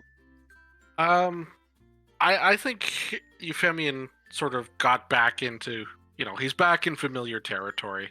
Mm-hmm. So he started drinking and man-whoring almost immediately. Absolutely. And let me tell you, last time I had you roll a charisma check to see who, if anyone, you seduced that evening. And I will say that you did not need to do that in a town where you're famous too. You absolutely found somebody right away. Two somebodies if you wanted, actually. I don't want to downgrade you from the opening scene. Just taking two people that one or two. Your call. We'll go with one. We'll go with take one. It easy. Taking one person. You had a lot of injury today. As you're taking one person who very much would do absolutely anything to hear you retell the story of how you slayed the great boar of Sidon. Kreyrin, do you want to add anything to just having gone to sleep, or do you want to have just passed the F out? Yeah, I think for Krey, I think he's just exhausted and tired. I think he'd... So go on. Yeah, I think he'd be totally passed out. Yeah, absolutely. Let me fix my vision for a second. I did something wrong here for just a moment. You know what? We're going to go back to where we were before, because that worked for me. And then I'm still learning this. I apologize for those of you that are bearing with me. We're going to flip a coin. Callista, do you want to let us know how you did over this evening? Can I do two things? Absolutely. So for the first one, I want to see if I can track down a dulcimer. Okay. You absolutely can. If where you are in this town right now is that if you ask for a dulcimer, you will get a dulcimer. Is it something I can keep, or is it something that is on loan? You have just saved these people. Take a dulcimer, please. Wonderful. So I will lead the entire group of people partying in a song about what happened. Okay. But I'm absolutely going to play up all of the thrills and not mention all of the parts where Euphemion threw up and Callista couldn't even really cast Vicious Mockery because she was shaking so hard and that kind of stuff. Uh-huh. And then really, really build up Kiki. Absolutely. Just eviscerating this thing. Absolutely. And then I'm going to see if I can pull Ismene aside and kind of pick her brain about what she does and how she got into it, because this is Callista's dream. So I want to pull her aside and pick her brain and then maybe make a move on her, but only if it's possible. Roll a persuasion check.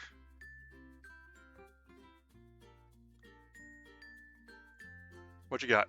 I got a natural 19 plus 5, so 24. Don't forget your D4. You're right. Can I use that on Yes, you can. ability checks? Mm-hmm. Oh, hell yeah. Good looking out. It's another 2, so that's 26. All right. So you get a 26. This is amazing. Really, the only campaign, well, I will allow a team this horny, but I will endorse it. We are Greek legends here. Let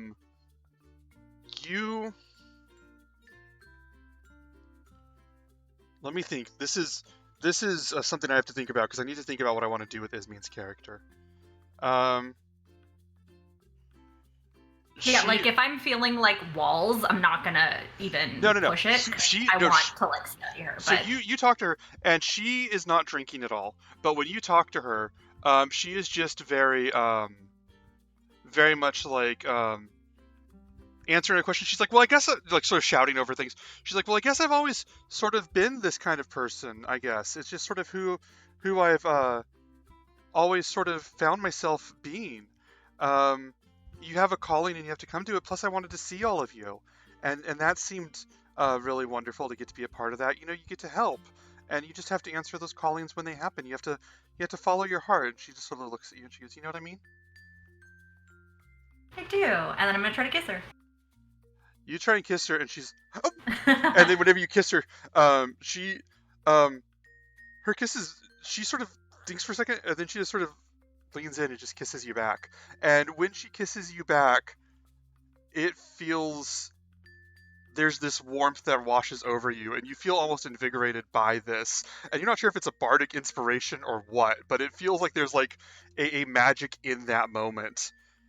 And she, and then when you part, you separate, she looks at you and she goes, Bard on bard action. She goes, I don't do that a lot. Not as much as the others. And she sort of leans back and makes a note in her scrolls. Are you talking about the other woman? She goes, You said you had I have to write. I'm so No? sorry. I have to do something. Okay. There's a lot. I'm gonna forget a lot of things if I don't write them down. I'm sorry. Okay, well, thank you. And then I'm going to go back to singing. Kiki, is there anything that you want to do? Basically,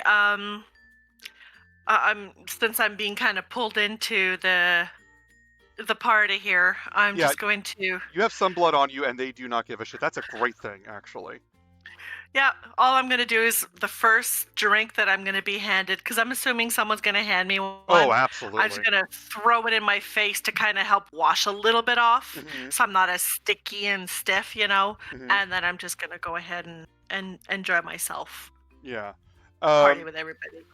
So yeah, you just join and you just party, and you don't need to ask for a thing. If you are hungry, when you reach out, hold out your hand, there is meat. When you are thirsty, you hold out your hand and there is a drink.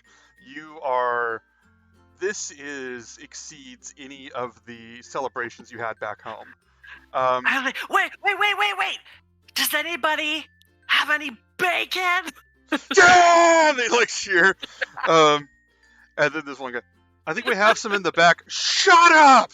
And it's just, yeah, and eventually like I said, most of it was given in sacrifice, but there's just enough that they make some for you, that they bring out some for you. It doesn't have to be from this boar. I don't care. Okay, they bring out bacon for you, and yeah, you have a thick, you have a pile of meat in front of you moments later, and so each of you does party into the night.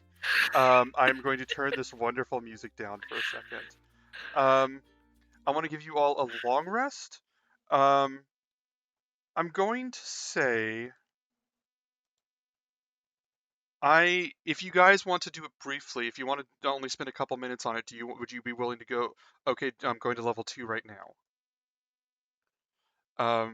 Yes, I don't think that there's that much that needs to be done. Okay, so I'm gonna set some music on this for a second, and then I need to fix something on the screen anyway. So I'm gonna set some fix the monitor while you guys level up to level 2. Congratulations to this team. Congratulations to this group. This is just gonna take a second. It's gonna look ugly on the screen, and I don't have a way to fix that, and I'm sorry.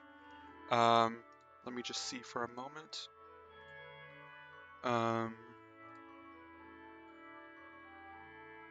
I'd have to fix this. Is this not working? This is not working. Okay. I get my Regulus attack. You guys can hear that. That's fantastic. I'm officially jack of all trades. I have there no we go. negative ability check modifiers. I've been trying to figure out how to scale this thing the whole time, and there's literally a button that just makes it fit the screen. Literally just a button. I have looked so bad on cam while I was looking for how to get this to work, and you just literally click a button that makes it fit the screen. I get key points now, guys. You have key points now. Although I'm -3 to everything right now, so that kind of sucks. But But you're here, and that's I am here. But you're Correct. alive. Yes, by the grace of Mytros. Oh, so many hit points. I'm up to 25, guys. I don't like that. I don't like that at all. Wow. I sure do. I was so excited about mine, but that's amazing. So is Not everyone? to rub it in or anything, Krey. Oh yeah, it's bad. Oh man, you're at 9. No wonder. You're like, yeah. And it just hit me by Jeez. like, it was 19. So it was like, mhm, ah! double +1. If I had had my freaking turn sooner, I could have cast Bane or Heroism or something. Mm. Yeah. What was it? So I'm gonna say, in the middle of the night, Kryren, I've been as you walking in my sleep, sleep. everyone else has dreams. You have this nightmare that you've had several times throughout your life. Coming once more, just you wandering. It's always different. Sometimes it's the woods, sometimes it's a city.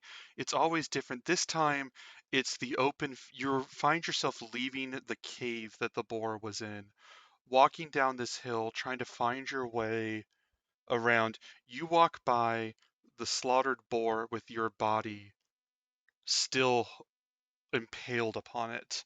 You find your way through the town, find your way with a type of swiftness that can only be covered in dreams back to the town, to people just celebrating the 3 heroes that felled this boar.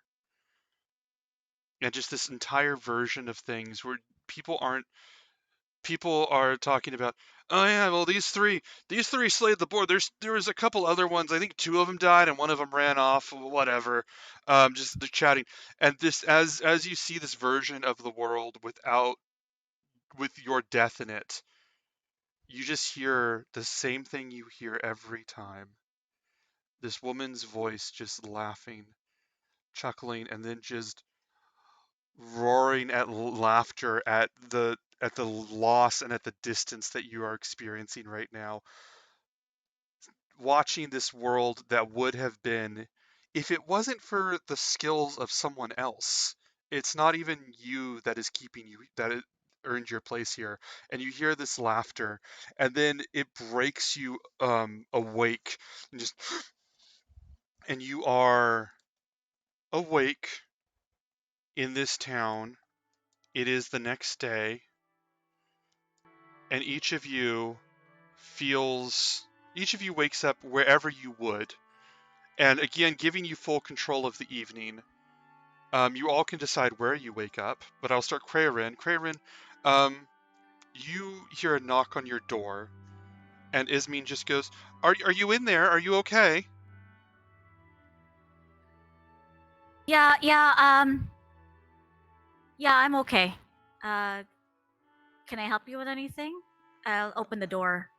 Okay, you open the door, and she's got her hand over her eyes, and she just goes, I'm dressed, don't worry. okay, and she although I could have written down, and she goes, no, and she goes, I just wanted to tell you, now that you all did this, now that you all proven yourself, it's going to be, we should be able to make a straight shot to getting to talk to the Oracle and hearing what she has to say, if you still wanted to do that. Is that something you still wanted to do? Well, I started on this adventure, I suppose. I'd like to finish it. Okay. That's good. That's good. The city can wait. I can get back to the city whenever. Her mind wanders for a second, and she goes, oh, speaking of which, I mentioned a straight shot. That, and she reaches into her satchel, she goes, that, was a pun, and she holds up this golden arrow. Okay. And she looks at it like really proudly. Okay. I take it questioningly. It's yours. Thank you. Mm-hmm. I want you to make let's say what would this be? Evaluating a thing like this. I'm gonna say Just an investigation check. Ooh, investigation. Okay. Oh, nope. 7. I did not get anything from that at all. This could not be a more regular arrow, and you don't understand. And she looks at you, and she sees the confusion on your face. She goes, "Oh no, it's not for shooting. That would be terrible. No, it's real gold. It's for you to keep or to sell. It's yours now." Oh, thank you. You look at it again with the written explanation. No, really, it's just an arrow.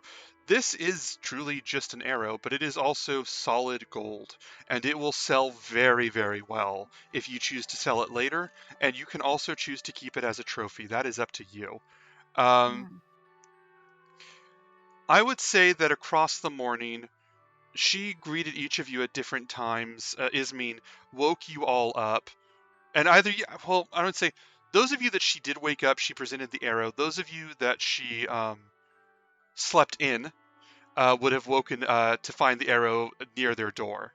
But let me see.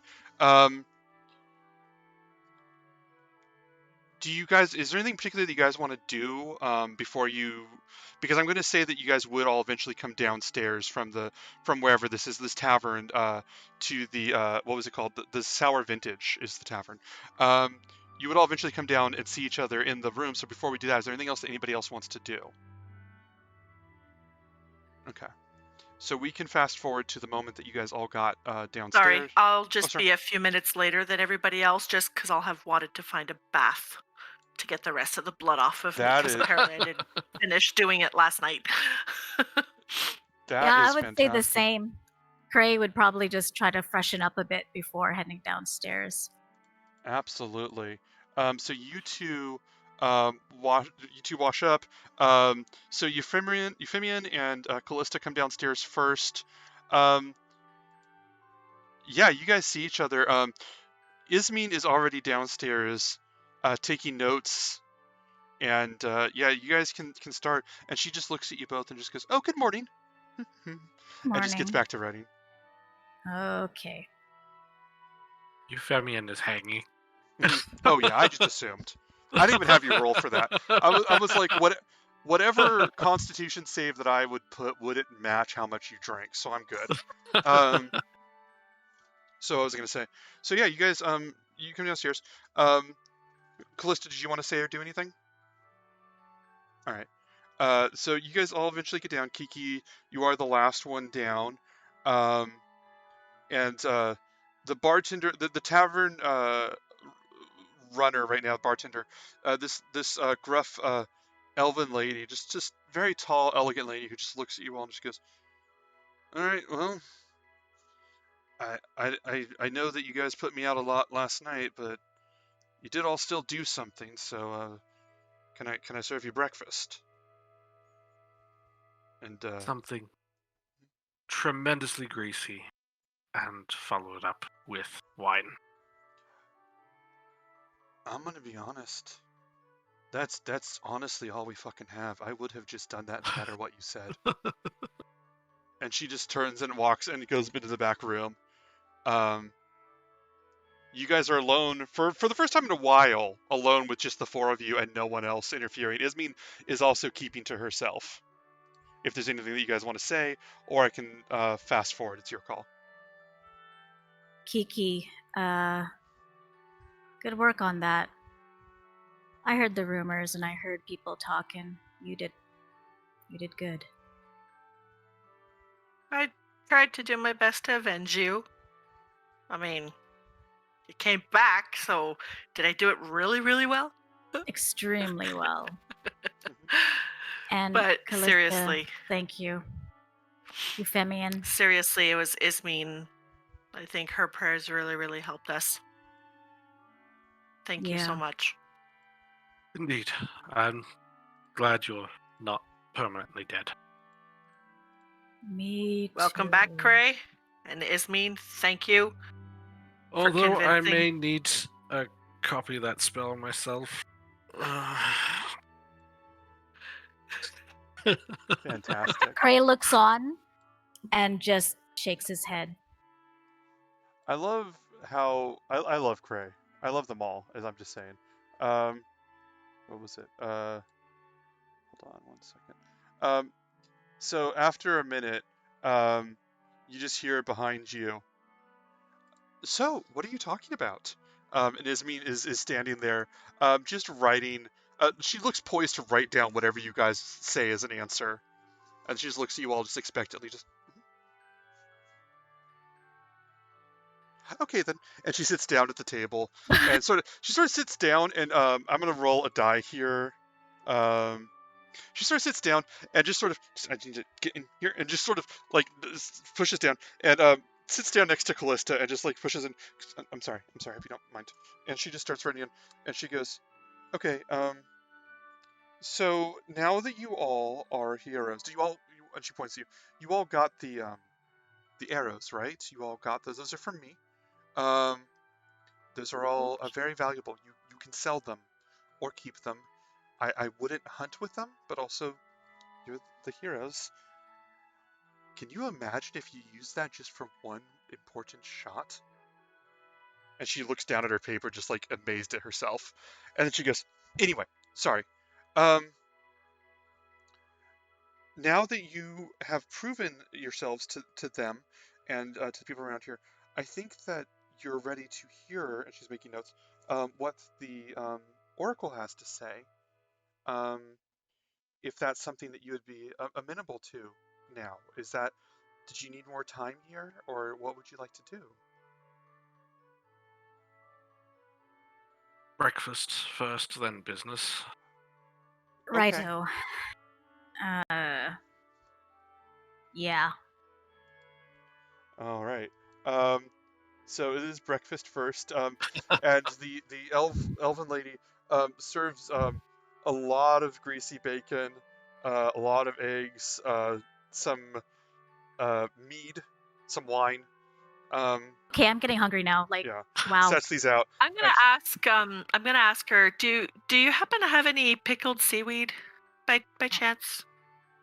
Any what now? Pickled seaweed? And she looks you up and down. No. She's trying to decide if you're serious, but also she doesn't want to be rude to one of the heroes, and she's just like, I'll see what I have in the No. back. No. Okay. I'll see what I have. And she sort If of not, walks and that's fine. disappears. Okay. So you guys have breakfast, and then after some time, once you dig into this, Ismene goes, okay, what was it? And she goes, now the first thing that we're gonna have to do is I've waited a while to tell you about her, but you're gonna have to speak to the folk. And there's like this large jar next to Kiki of like basically pickles, but also still in their brine. And Okay.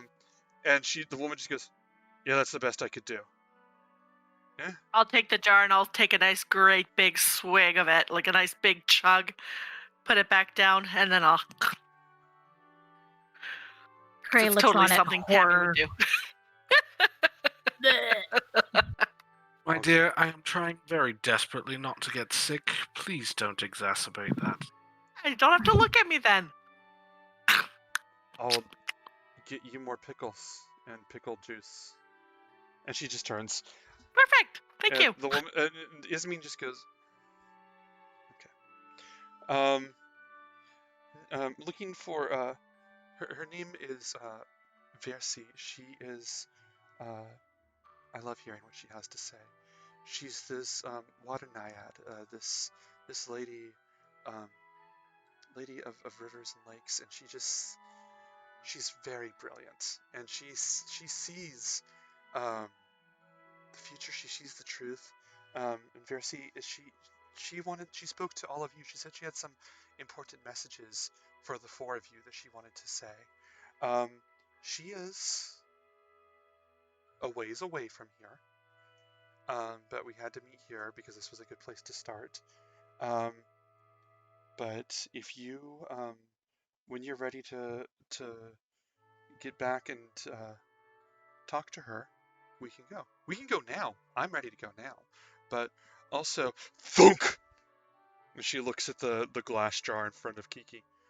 I understand if you want to take a while. Is there anything that the four of you would want to do before you go? Ismene has given you permission to take days here if you want to. We also have rules on downtime if you want to just spend time living in this town that sees you as heroes for a little while. It's up to you. I'm feeling not quite myself yet.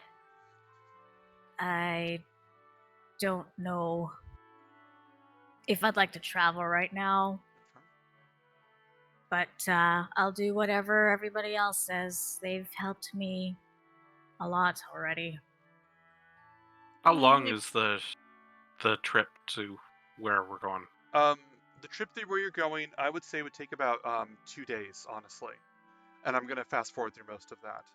Just full disclosure. So since Krey has another 3 days to sort of wait, Mhm. maybe we can kind of wait 2 days Spend here, the day. a day or two, yeah, and then head on out. Okay. So you guys have a day here. If that's thumbs up, thumbs down. Thumbs up, who's okay with spending a day here. Thumbs down, who has other things to say. She hasn't mentioned any particular urgency to this. No, she just was ready for you guys to go check it out. Okay. Yeah, so let's stick around until Krey's at least back up to fighting condition, or will Yeah. be by the time that we get there. Okay. Somewhat of a useful state. Basically, what was it? I'm gonna make sure I get this right. I'm gonna put this in the in the Roll20, so this is only not gonna be viewable to the viewers, but it's gonna be viewable to you guys. These are a list of things that you can do during your downtime, which is 2 days. Anyone can do it, including Krayrin. When you decide when we'll work it, we'll discuss what it would look like for your character, and then I'm going to roll various things to see the success of it. So this is the list right now. And honestly, in the name of just moving ahead, I will just go with whoever has something to say first. We don't need to. There won't be any initiative or anything like that. Just once someone has something, you can let me know. I am gonna train. Okay. It's like a montage. Everything has to have a montage. Okay. What do you want to train in particular? Well, maybe like And let me more clarify. defensive. Sorry, I don't mean to cut you off. I realize that I have to give you a bit of context, otherwise your answer may not match, and I do apologize for that. Oh no worries. You can train in anything in the game that you can be trained in. That includes proficiency in skills, in tools, in a new language, or something like that. I'm going to, depending on how well you do, I will build you towards it. You're not going to get a new skill immediately or something like that. But if you do more downtime in the future, this could build to getting an extra skill or something like that, or an extra language. That'd be or something. awesome. Yes. Well, I mean, depends. So with that in mind, which one would you like? What would you like to work on? Let's see. I'm pretty crap at everything. I do want to bring up that dexterity, though. Okay. So I think I'd like to work towards bringing up my dexterity, if that's possible. Okay. Then let's say what type of person, given your training and your background and your story, being who you are, what kind of person would you look for to help you train? I want to find the most nimble person that can fight. Okay. Pretty much, yeah. Okay. I want you to roll an investigation check. And what you're rolling for here is the town has lost a lot of heroes recently, and the heroes that it does have aren't ones that you can entirely learn from. So you're rolling investigation to see the quality of mentorship available in this end. Okay, here we go. 19. That's a 19, yeah. That is wonderful. Okay. In that case, what was it? What I'm going to say is you are looking around, you are speaking a bit, and you end up finding there is one. Basically, when you go outside, you're looking for a while. You're asking around for someone that could possibly help you learn these things, and people tell you there's nobody like that. Um, People tell you there's nobody like that. You won't find anybody, and then someone eventually just goes, "Well, I mean, Eudora." Like this one man says no, and he goes, but fuck Eudora. Um, Sometime through, you find they lead you back to the Sour Vintage. Um, Back there is this person who looks like they're sleeping on the at the table, and you ask the elven lady, the same one that was with Kiki. You ask her about Eudora, and she goes, "Oh, right," and sort of rolls her eyes and points in this direction. It is that woman that's passed out. Um, is there anything you want to do to get her attention, or do you want to come back later, or? No, I'm just gonna go up to her and be like, kind of sit down next to her and say, I heard that you're the best in town. And she like leaps up and just immediately grabs your wrist, like the closest wrist, and just lets go. I guess.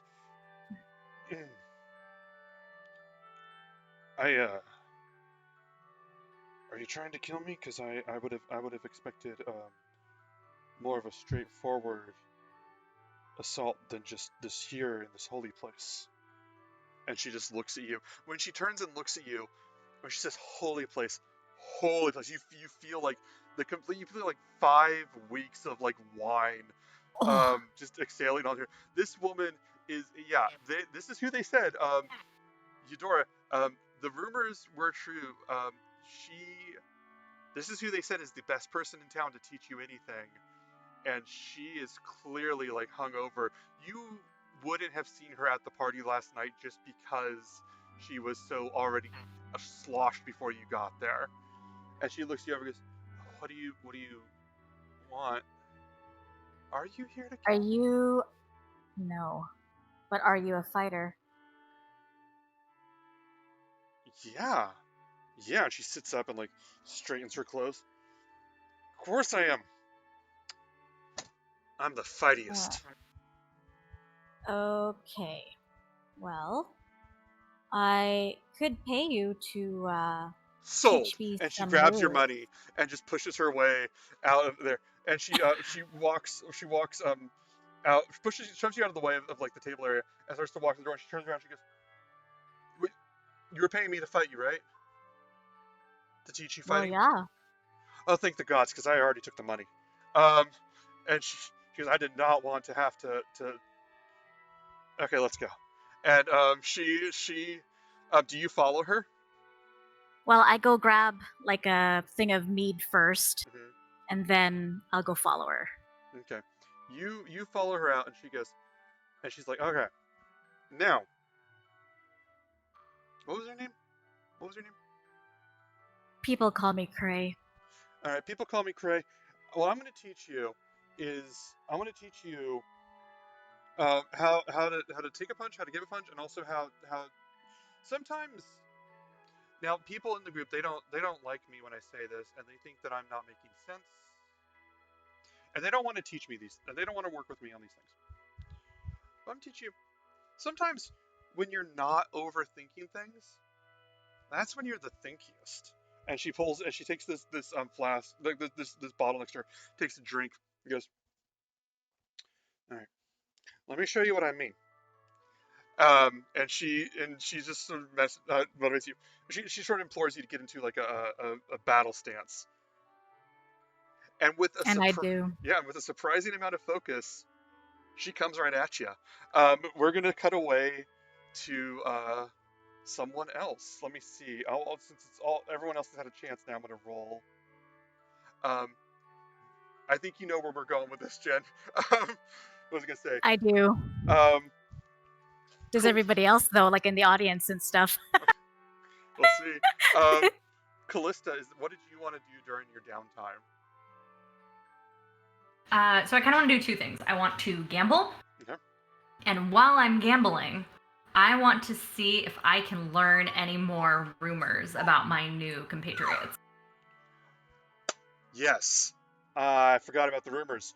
Roll. Okay. First of all, let's do that first. Roll an investigation check, and also privately message me on. Well, I guess you can privately message me on Discord who you are looking into.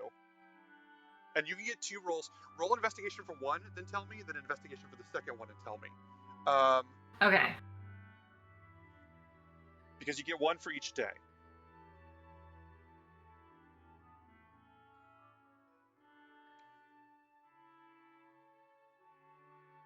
Just a quick question: can none of you see the screen on Roll20? Not one of. Only one of you actually said anything, and that blows my mind. Thank you for saying something now. Because, yeah. Does that help at all? Hey, there we beautiful. go. And I. Tell me what you roll on that. Okay, 13. All right. Let me see for just a moment. Let me see for just a moment. I can't believe that was on me this whole time.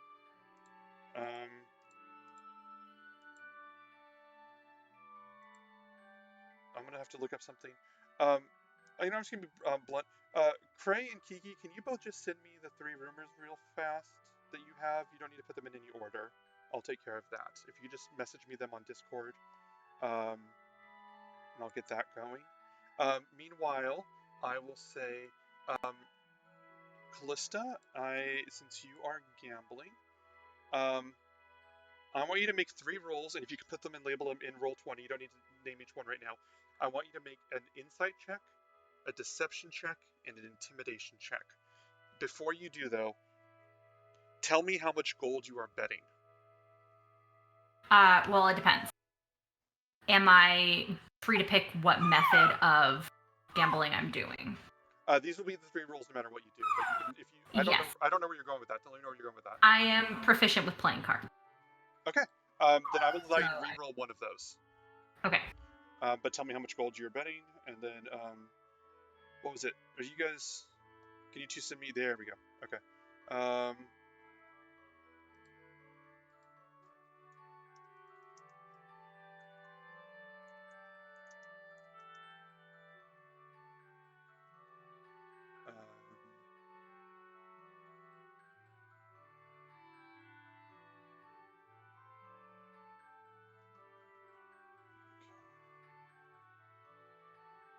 Can you send me the full thing though, Jen? Oh, okay. Hang on. Let me see.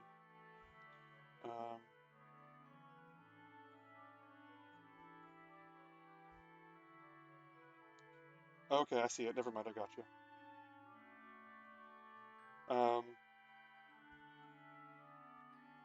Okay. Then we are good.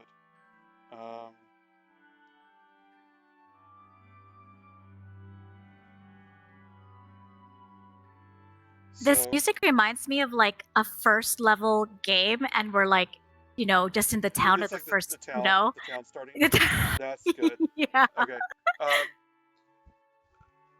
Callista, I'm gonna tell you right now that you heard 2 rumors about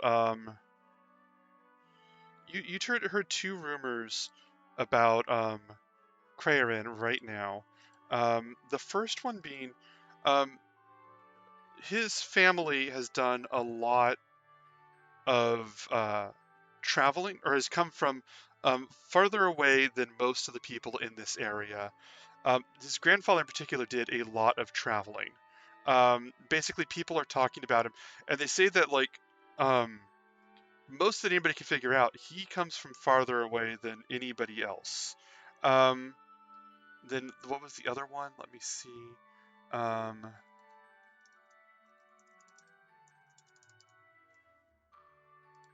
And then I'm going to say you hear one more rumor about a Kiki, and I'll get back to these in a moment. The one I will choose for Kiki is,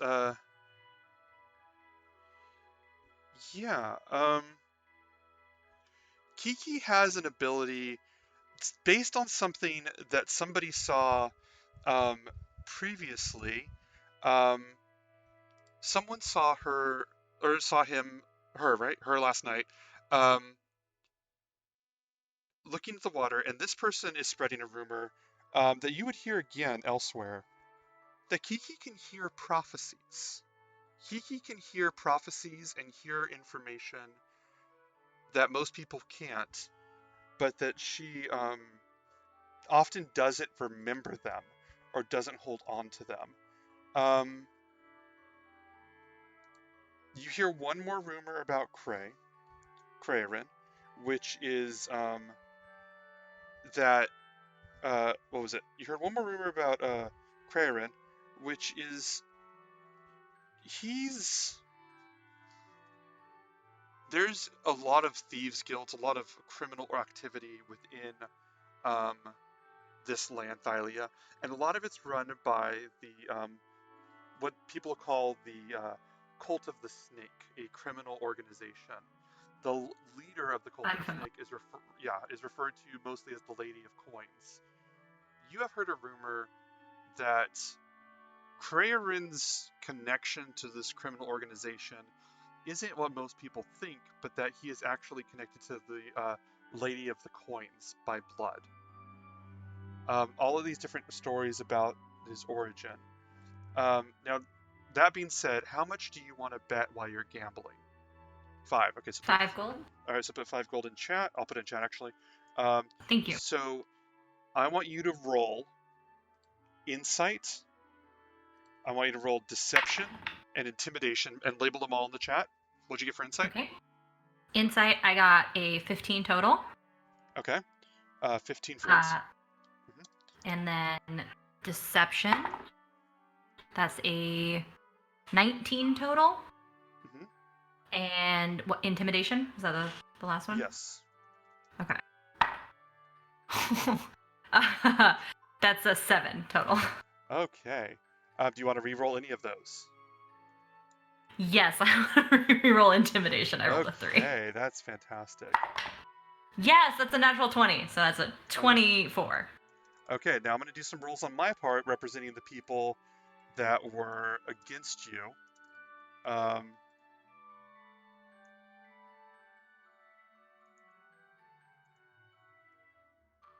So what was the last one, the 24? Yeah, because it was a natural 20 plus my modifier. Okay, so you play. The thing is, when you're playing this town is full of people that are just like men, women, others that are other people that are just like they play meaner hands of cards than you have ever seen, and would not expect from this kind of place. And it seems in these small towns, people have to find their way to pass their time. So they play and they go hard. But you are Callista, and you are the party bard destined to be of legend. And so they played hard, you played harder. They rolled a 15, an 18, and a 22. You best them. Let me see, all 3 successes. You made, what was it? No, what was, you may get 3 more gold on top of that, because the 15 tied at the first, so you got 2 victories. Awesome. So basically, you play against them, and as you do this, you're taking this gold, and this man's just looking at you. This dwarven man just looking at you, completely flummoxed. All right, deal it in again. Let's do this again. Hey, listen. I appreciate that you saved us from that thing, and I respect that. But respecting that means not going easy on you. So deal it in again. And he doesn't even wait for you to respond. He just starts shuffling the cards. Let me see. I'm going to cut to Euphemion. What do you want to do on the downtime activities? Well, first and foremost, I think I'm going to try to sell the arrow. Okay. See if I can get a good price on it. Go ahead. And then try to get some components for spells. Okay. So they would have small shops around here. If you want to, are you going to try and you can just try and get the 25 gold that it's worth, but if you want to try and upsell it, this would be the place where that's allowed, because this is like everywhere else that's a golden arrow. This is like the trophy from. This is the jersey that you wore when you got the winning touchdown. You know, like this is a thing. So you can roll persuasion if you want to try and upsell it. Okay. Yeah, because if it's possible, I want to try to sell it for a pearl that I can use to cast Identify. Ooh. Okay. All right. So you just want to do like straight. You're shooting for like a straight across trade. Okay. If we can, sure. Okay. So let me see. So roll a persuasion check.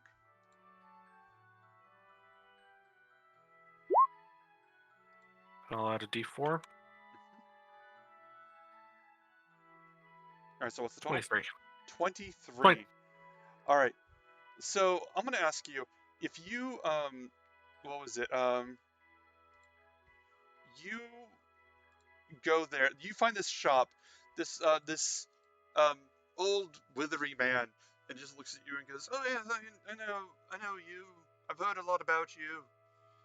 Because I'm thankful that you're in my humble home of all places. So did you come to buy or partake in any of these fine wares?" And this man has a bunch of different magic items. You look around, these range from like genuinely helpful magical components to like, dear God, what is that thing? Why did he put it on the shelf? And I can't wait until expiration dates are invented. And so you just got also, it is very deeply unclear if this guy has what level of mastery he has over this magical knowledge and salesmanship. At a 23, it is very obvious that you can take him for a ride and walk out of here with a pearl. If you want to do that, what would you say to him? Ah, grandfather, it's lovely to be of service to your town. I was actually wondering if you would be interested in purchasing a memento of our exploits here. Oh, yeah, memento. Yeah, I would love a memento. Let me see the memento. And he looks at it, and he just looks at this for a moment. He looks at the arrow. Oh, very, very fancy. It was blessed upon me by the goddess Mytros herself after the great feat from the last night. Mytros and her great feat. Well, I have to consider that. And you're sure? And he takes it and he like looks it over and he turns over. He goes, "This is a blessed. You sure this is a blessed arrow? Is it magical?" It is mundane, but it is something that has been granted to me from on high. And you'd grant it to me on low. If it would be possible, I would search for something that would make some of my spellcasting just ever so much simpler. Well, if I can help you with that, absolutely. And Are you familiar? Mm-hmm. Are you familiar at all with the Identify spell? No. Sorry. Go ahead. A spell that is capable of allowing one to identify something, and part of its material components is a pearl. I was hoping that I could exchange for you that arrow in exchange for a pearl suitable for the casting of this spell. He goes, "Well, I have a pearl. It doesn't tend to sell a lot. People tend to think that it brings bad luck. A lot of people got in a fight just bringing it here. But I have a pearl for you that I would be glad, honored to trade you for this arrow if you would be so kind, if you would bless me with this arrow. I would be honored.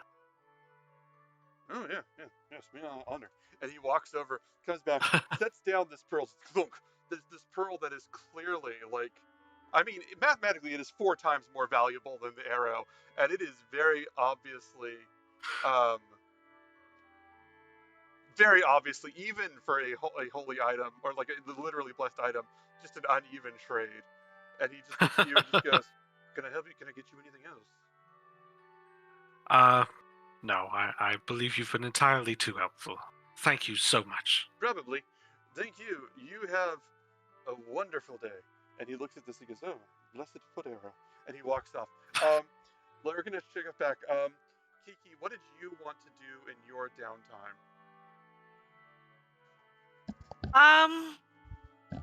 I'm thinking I would probably want to try and get rid of that arrow as well. I mean, I really have no need for it. It's not going to do me anything. I don't have a bow, and even though I'm strong, just chucking it at something, not going to have the same effect. So let's try and sell it. And I don't know. I would like to maybe make my great axe magical, but I know that that's probably not quite. I probably quite haven't earned that from the gods yet. Probably not. You could look for a magical item. You could see what magical items are here if that's what you want to do. I will let you sell the arrow pretty briefly and still get a choice of something else to do. If you want to try and buy a magic item, basically the way that works is you would get to make a roll, and then based on that roll, I would give you a menu of items. Does that interest you? Sure.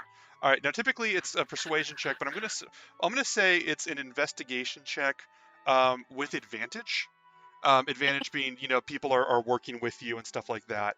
But make an investigation check with advantage. There's bonuses. Let me see. So 10. Yeah. Don't forget your D4. I'm gonna definitely use that. Whoop. There's no little apostrophe in there. Hey! 14. Okay. So 14. Okay, thank you. Someone just sent me a thing. Okay, so let me see.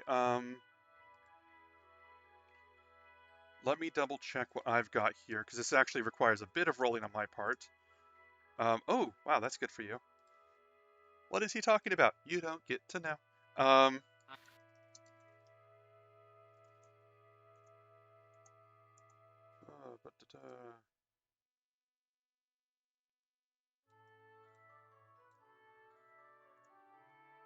I'm making notes on my part as to what you got.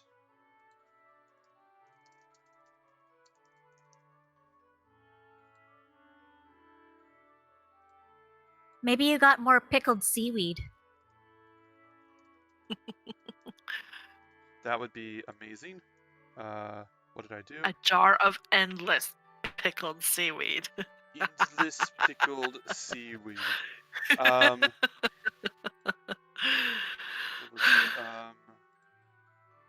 I hit the wrong thing. What did I hit? Oh.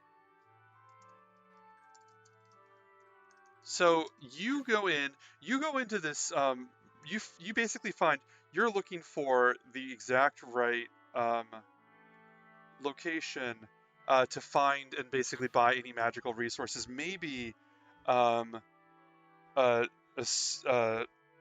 great axe or something. What was it? But whenever you walk in, you find the store, and as you're walking into this store, Euphemion is just hustling out of there.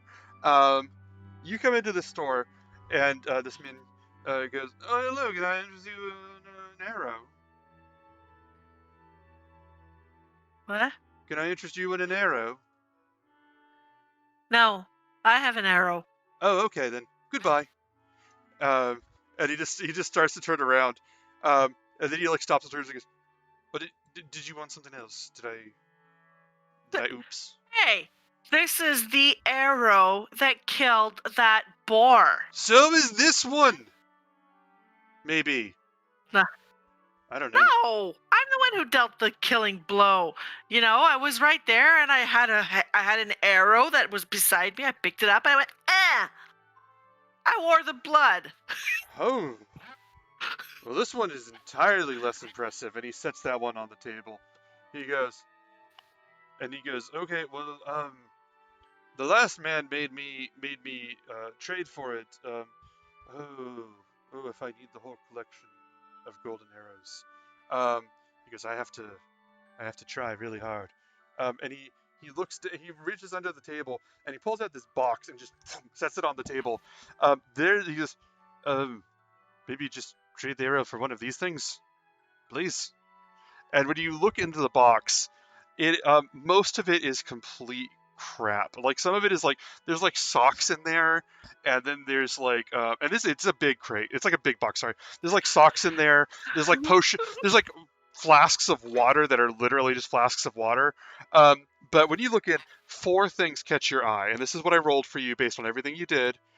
A potion, a single potion of greater healing, a single potion of water breathing, a single potion of animal friendship, or let me see.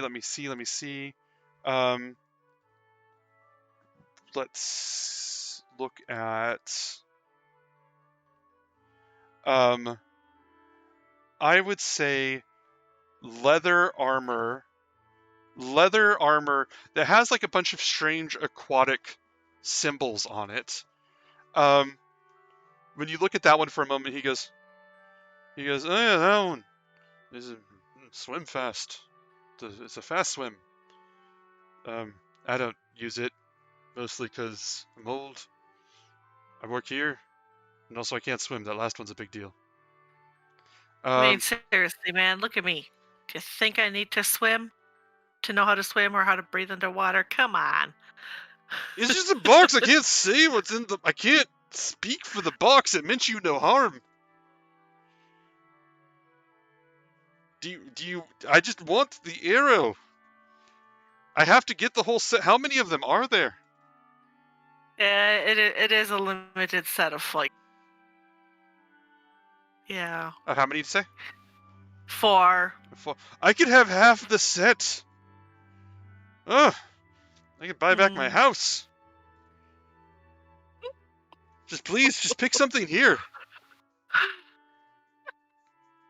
So you said the leather armor will give me swim speed? It is that I already have? And I will tell you right now, it is mariner's armor.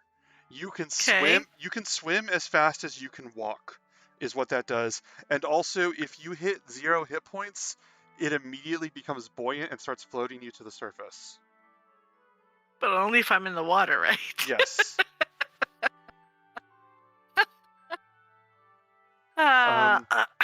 He looks at you. He just goes, just take something. This is these are the most valuable possessions.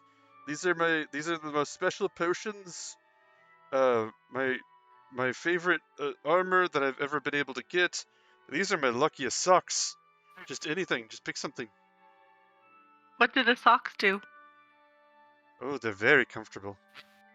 They're very comfortable after you've been on your feet all day. Lovely socks. You know what? And he takes the socks and he pulls them back. He goes, never mind. I don't want the arrows that bad. And he takes the socks and pulls them back. That's okay. I'm not gaining anything. I already have. I was born with these awesome abilities, man. You're not giving me anything extra. I'll grab the arrow and I start walking away. And he reaches reaches down 1 second. Let me see here. Haggling with this old man. Shame. You have my stapler. Yeah, and he pulls out and he goes, I have sand. And he takes this like little bag of like something that looks like sand. And he puts it on the table, and he goes, someone said it was magical. I don't think they were lying to me. People usually do. I think that he was nice, though. He gestures. Someone brought you a bag of sand. He gestures at it. He goes, sand? Does it look any different than any regular sand I would have even seen in my life? Give me just a second, and I will tell you. You know, being from underwater. You look at it. I did a roll for you. You look at it, and as far as you can tell, this is just regular, bright, shiny sand like you'd find on any beach. And he just looks at you and just goes, it's the sandiest. If I want sand, I'm gonna jump in the water myself. You're not the brightest shopkeeper around, dude. I'm sorry. I never said I was. I never said that. I'm gonna walk away. Please correct anybody who says otherwise. And you just walk out. He goes. He just looks at the sand. And he goes, Guess you're not gonna get them all. And he looks at the bag of sand. He opens it. He looks at it. And he goes, "Yeah, this isn't even anything." And he throws it behind him. You're gone, but he throws it behind him. As he throws, there's this spiral of sand, because it's spouting out of the bag, and he just slowly fades from sight. And this comes to days later. You failed an Arcana check to realize that was the dust of disappearance. I guess I'm not the brightest either. I'd like to bring up my wisdom. He himself will never know that it worked, because there's no one in the shop to verify that he's invisible. No one ever is going to know that was valuable.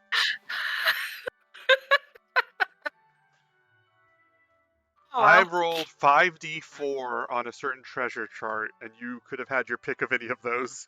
But the golden arrow can be used another time. Yep. I never know what's going to take time during these sessions, because it's like, oh, okay, well, this fight could be big, and then you guys killed, the pig, you guys just, backhanded the pig, and I'm like, okay. So then I'm like, okay, well, then they're going to do the next story point, and they're going to spend a lot of time on that. So, on the 12-minute break, I was cramming the story, and then you guys have spent an hour, hustling this old man out of his socks, almost, and then deciding not to.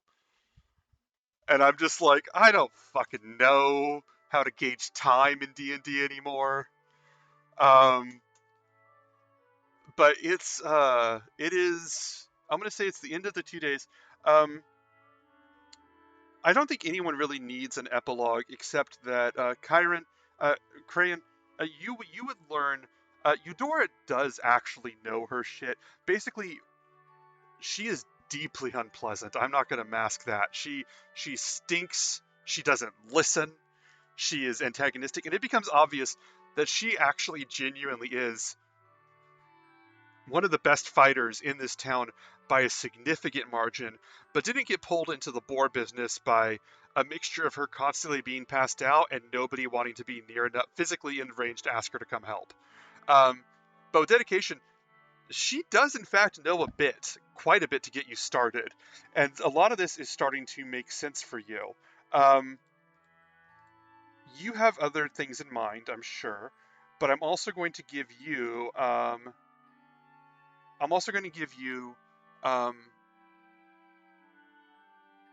you can write this down somewhere, I don't know where to put it. Advantage, inspiration, 2 inspirations that can only be used on attack rolls. So you can reroll 2 attack rolls this or next session.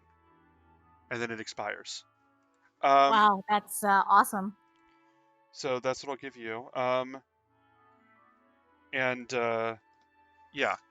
You guys are meeting up again a couple days later. Craven, you have fully recovered. What did you guys want to do when you meet up, or where did you want to meet up? At our bar, I guess. Yeah, I would assume we'd be using that as That our... was Sour Vintage, yeah. Yeah. Okay. Euphemion, I heard you had some fun on the night of the party. How was that for you? A gentleman doesn't kiss and tell, my dear. Mm-hmm. Sure. Um, Well, cheers to that. Absolutely. Fantastic.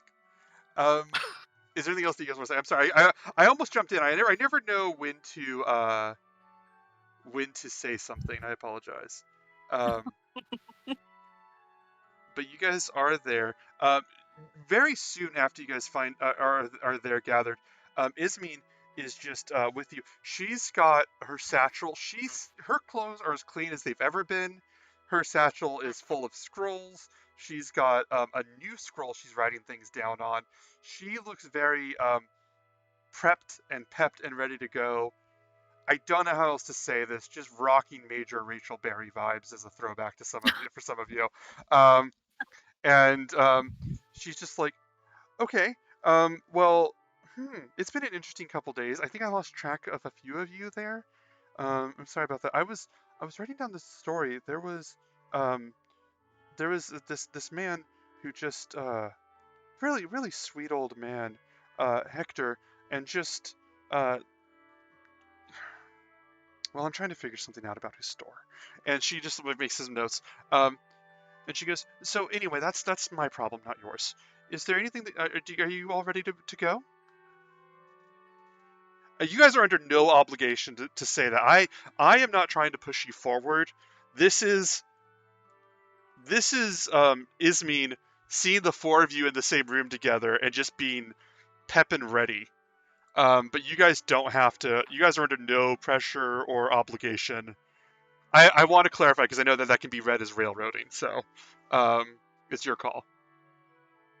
Well, Krey is getting kind of bored of the town. It's Um, small potatoes for him. Yeah, Excellent. exactly. Time to move on to bigger and better things. Mhm.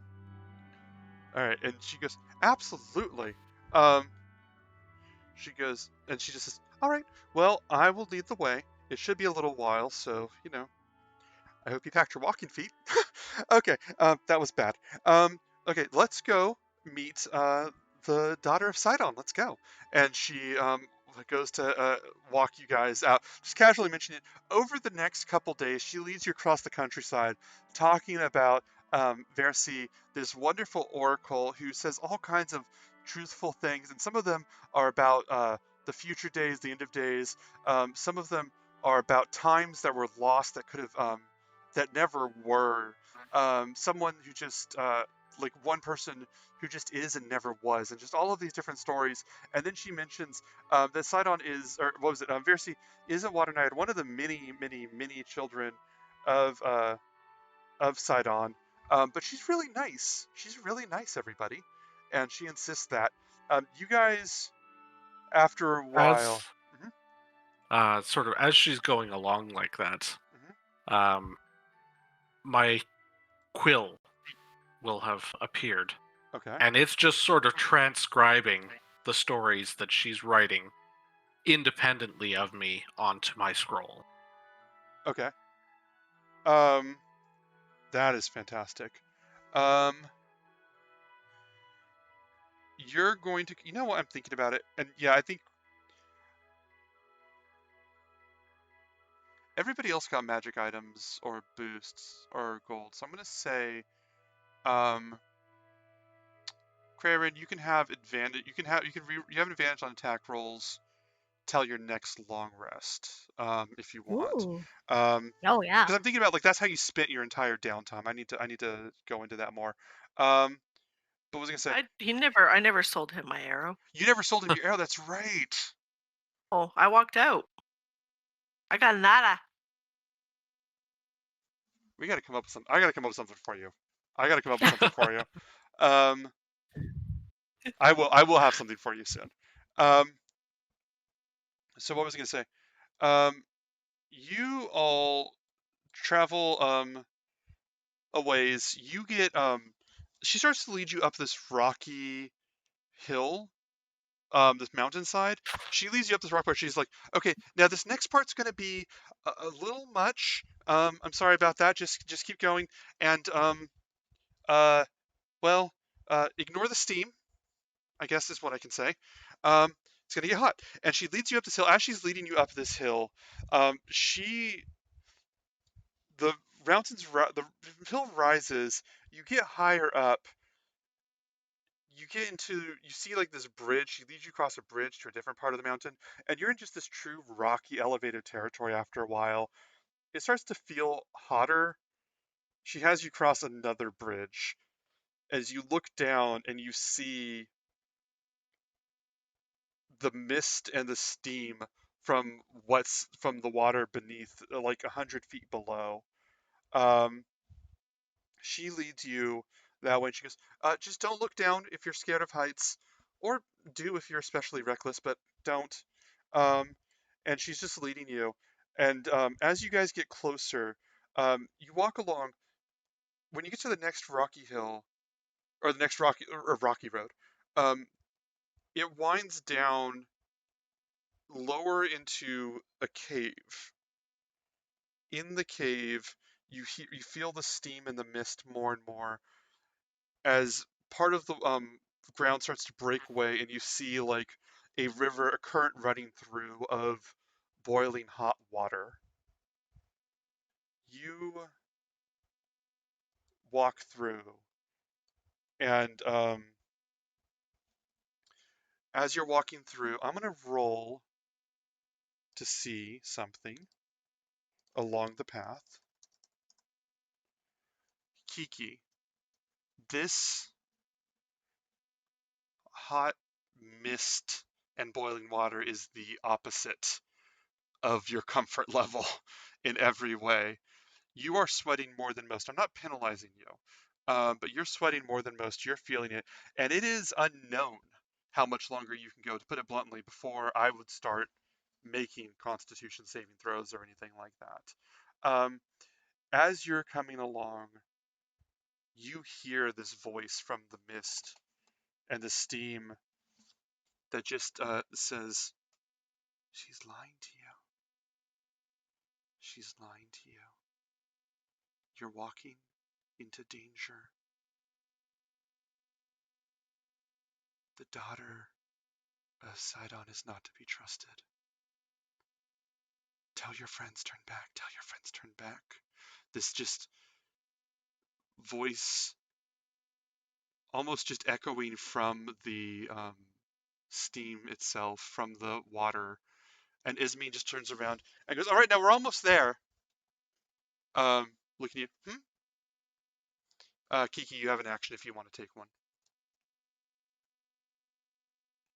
Where are you leading us? Uh, it's okay. I forget Are things you all the the time. daughter of Sidon? No, Versi is. Versi, no. The Oracle. She is. I'm leading you to her. How much further do we have to go? You're Not leading us to our deaths. Where are you? How far are we going?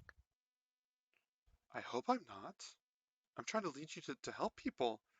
Um, she says, just a couple 100 feet more. We're really close. Insight check. Sure. Roll an insight check, Karen. Okay. Meanwhile, could I take a look at Kiki, and does she seem to be okay? Sure. Roll an insight check on Kiki. I know nothing. Shit, no, you don't. I rolled a 9 for the audience. Ooh, even worse, 6. Kiki, what would your most basic facial expression read right now, with no nuance or anything? Just what is the aura you are most blatantly exuding? Kind of like almost like sleepiness, exhaustion. I'm not liking the heat. You know, I seem to be a little bit wetter than usual. My top is very, very. It's like as if I would have like lost weight. on my chest. I'm kind of feeling a little loose there in the top, and Wow. I'm just not comfy. I don't like staying in saunas. I don't like spas for that reason. I'm not comfortable. I don't know. I don't like it here. Okay, so yeah, that's what So basically, you're grimaced. you're seeing. Almost, Euphemion, almost just the complete exhaustion and misery overwhelming any nuance and any ability to see whether she's coming from a place of sincerity or frustration or discomfort or genuine insight. Like you don't know. Craven, who were you aiming your insight towards? Was that towards Ismene or Kiki? Oh yeah, no, to Ismene. Ismene. But like I Ismene. said, meh. Ismene is at a 9. Ismene is genuinely offended and confused and does not understand where these questions are coming from. Could I just take a water pouch, Mhm. one of our water skins? I'll cast frost, ray of frost on it, Hmm. freeze it, Hmm. and I will give it to Kiki as a ice bag Hmm. to Aw. help cool herself off. Um, Yeah, this may help. and Oh, Ismene goes, "Is that what thank this is about? Were you overheated?" There's a reason I don't live near a frickin' volcano. I'm Thank you, sorry. I don't. Themes. I'm sorry. My thing You isn't could have about. warned us about this. Seriously. That's true. That's true. I'm sorry about that. Um, but it's just that well, she looks over. She's, I'm sorry. I didn't know what to do about this. And she just gestures to you, and she goes, "That wasn't really my area of expertise." And she leads you all and walks. Kiki, you hear one more time. This is to your death. If you flee past, she will not find you.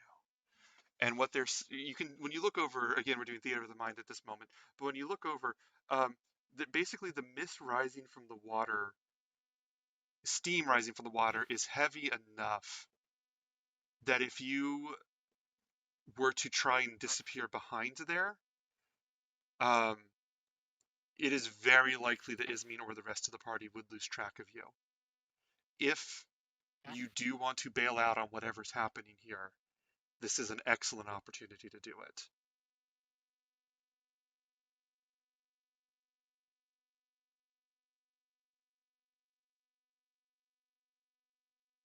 Dig out my water skin and just chug, chug, chug, chug, chug, chug, chug while I'm holding the frozen one to my chest and to around the back of my neck to my chest and just all around as I'm chugging, chugging, chugging, chugging. You can literally see this thing like just shrinking and And after then after a while, while you're chugging it, Ismene just looks at you like very confused, hurt, offended, confused, and then just a little while just sort of replaced with impressed, as she starts to, like, you can chug like water, like, to a degree that she wants to make a note of it. Um, when you're done, and I will have kind of filled out my sweater a little bit more. okay, and when you're done, she's just like, she goes, "Does that feel better? Do you feel better?" For like 2 frickin' seconds. I'm sorry, I don't know. I don't know. I don't know what happened. And she goes, let's go. And she seems a little uncomfortable as she leads you all further down into this large cavernous area with the steam rising. You all come in. There's basically, and you can see enough because there seems to be light coming through this from an unseen source. You get closer. Um, as you get closer, down to where she's leading you, you see out in the open, in the clear, in like an open part, particularly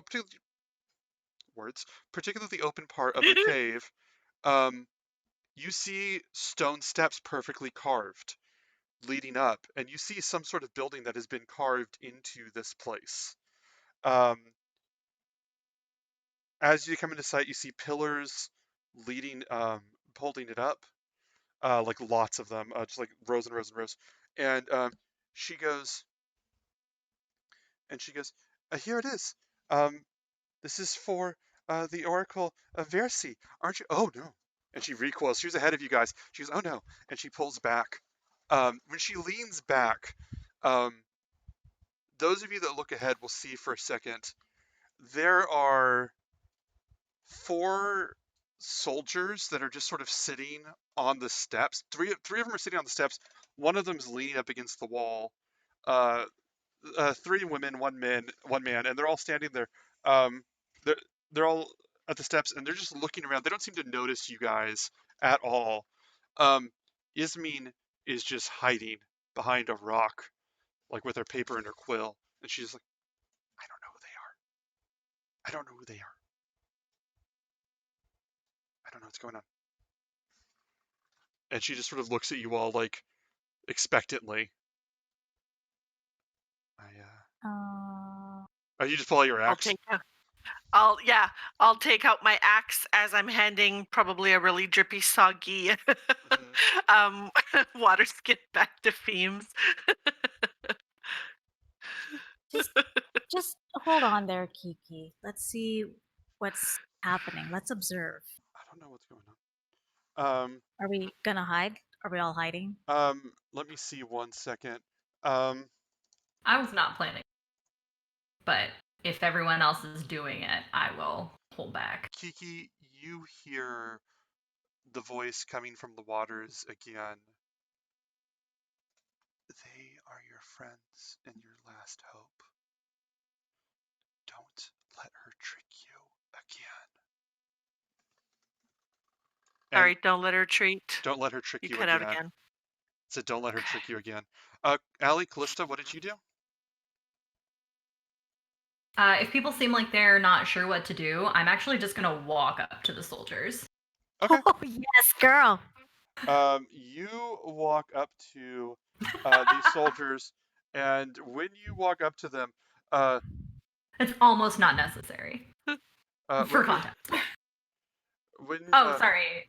I missed something. What's up? We were joking about flashing.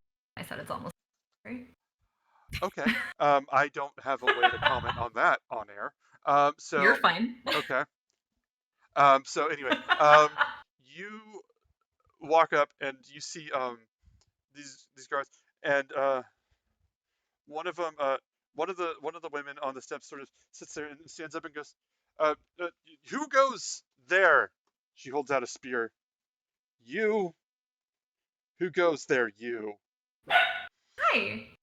Who goes there? You. Got it. Hi. I'm Callista. Nice to meet you, Callista. Nice to meet you too. You don't You got cut out. What was that? seem to know what you're doing. You don't seem to know what you're doing. Is everything okay? She goes, I know what I'm doing. She goes, I know what I'm doing. And she sort of, her eyes sort of dart around. She goes, I'm guarding. She goes, I'm guarding the oracle. And I'm making sure. And she thinks about it for a second, and then she goes, yes, I'm guarding the oracle. And then one of the women sitting next to her just goes, Calliope, can you just... And this woman stands up and goes, we're not letting anybody in or out. Did something happen? And then the man that's sitting on the steps goes, nothing yet. And he just throws a rock. It's like throws a rock and like on the ground, like he's skipping a stone. Well, I hope you don't mind me prying. I just love I know what's going on. Did she see something, or I mean, what are you expecting? I want you to make a persuasion check.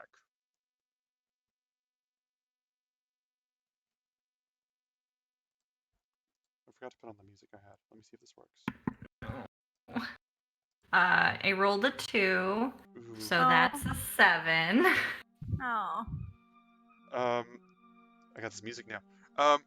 You rolled a 2. You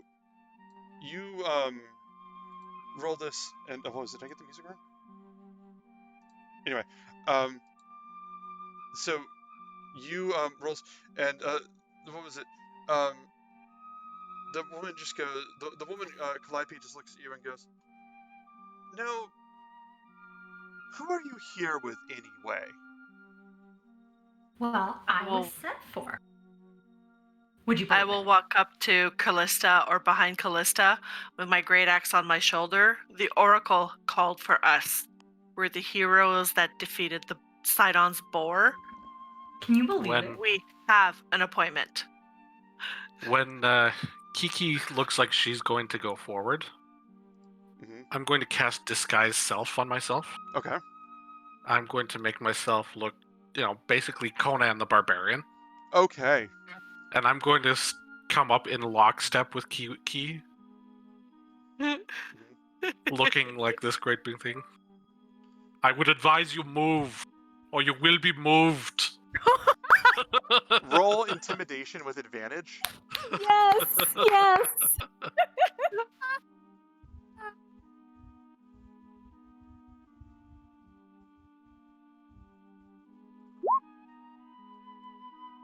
Ooh, 21. 21.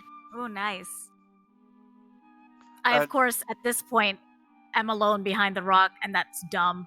So Uh, I'm just. Ismene is with you, by the way. But yeah, Oh, you can but still I'm go. just gonna go and just like, it'll be fine, Ismene. And Ismene's okay. And you're walking. Ismene goes, "Wait, okay." Makes a note. You come out. Kiki comes out with this great axe, declaring herself one of the heroes sent for the Oracle, and and Euphemion, you come out as this incredible, vaguely Austrian hero of legend, and they just look back, and what was it? Calliope looks at the man and she goes, "Wait, were we really supposed to? When they said guard against the heroes, they didn't say it was them." And he goes, "I don't know." And she goes, "Yeah, fuck this." And she just she literally stands up, or she's already standing, but she dusts herself off. She puts her spear away, and she just goes, "You know what? If you are here to let her live, fine." And she just turns and she goes, she goes, "I know my limits." And she points to Kiki. She points at Kiki and Conan and goes, "You gotta draw a line in the sand." And she just gives her, and she just starts to walk. She literally tries to walk past you guys. And she goes, "Nope, nope, nope." You can try and stop her if you want. That's just her initial response. No, I just stomped my little hoof. You see the four guards. You guys see, what was it? There is the temple inside. What was it? There's the temple inside, and whenever you see it, there's torchlights, there's braziers and lamps that are lit, showing what's inside. What was it? There's braziers and lamps showing what's inside, but you don't hear anything. You don't see anything. But is there anything that you would like to do at this particular moment? So, just for clarity, did all of the guards leave, or are we still there with 3 of them? Did they let us through? The other 3 left, or the one left, and the other 3 are just sort of looking around awkwardly, like, "Oh, well, what do we do now? What do we do now?" And they're just looking at each other. So you're with all 3 of them. If there's anything that you want to do. I Just will. ask you a quick. Oh no, go ahead. Nope. You go ahead. You started first. I just had a quick question. The guy goes, "Yeah, what is it?" So, when you say let her live. Yeah. Is the Oracle under threat? I mean, technically not. He goes, and Ismene comes out in time to watch this, and he goes, I mean, technically not. Like, we're not allowed to kill her, so it's just sort of been this. And he gestures Who and wants points. Who wants you to kill her though? Isn't she like super powerful? Roll a perception check. Roll a persuasion check. Another one. Because you're trying to Alright. get more significant Yeah. information. Okay, so that is a 17. Total? Okay. Total. Let me see 1 second. You let me double check something on my computer here. So he looks at you and he just goes, look, I don't know. Sidon tells us to go do things, to go stop things or watch things. He said we weren't allowed to kill her, but that we couldn't let her do anything. Ismene just sort of looks worried and goes, not allowed to let her talk to anybody? He goes, that's it, that's the one. And Ismene, for the first time, looks furious. You see anger well up in her face. Like, you don't need an insight check. You've known who Ismene is.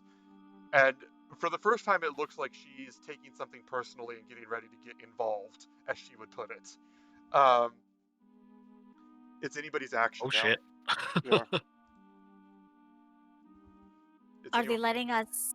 I just wanted to clarify. Are they letting us through, or are they still like in front of us? They have zero. They are still in front of you. As far as their body language, they have zero intention of being a problem at this point. We just should walk just past them. Yeah, Yep. I think we'll just walk past. I will make a very pointed, well, maybe not pointed, but I will make a very deliberate attempt not to touch anybody. I will just kind of walk between two of them, maybe sort of a little bit in front of Euphemion, and just kind of push him out of my way. He goes, And then just hey! I didn't fight you. Brother died anyway. And he just takes this drink. Yeah, you would have. As everyone walks past, I'm gonna hang back, and I just want to ask really quickly, like, can I get your name real quick though? In case I run into you again. He goes, Okeanos, why? Oh, I don't know. You're just, you're really handsome, so I figured, in case I run into you again. Thanks. You're not bad yourself. Thanks. I hear it. After you're done fighting for the Oracle or whatever it is you want to do, I thought maybe afterwards, if you wanted, we could talk about all of this. Sure, I would love to learn everything you know. I bet you do. Cool. And he Awesome. looks at the other two women, and he just eh. And you don't see They're their invited reaction. too. What's that? They're invited too. Ah. If you want. No, that's good. Yeah, I want. Yeah. Okay. I want. Okay. Alright, I'll see you around. And what was it? You leave, and you don't have time to see. One of the women looks at him and goes, I'm not going, right? He goes, yeah, I know. Reed, would you do me a favor? Would you get ready to share your screen? Okay. And if we did this right, it will show up on stream. Let me make sure I have that completely right.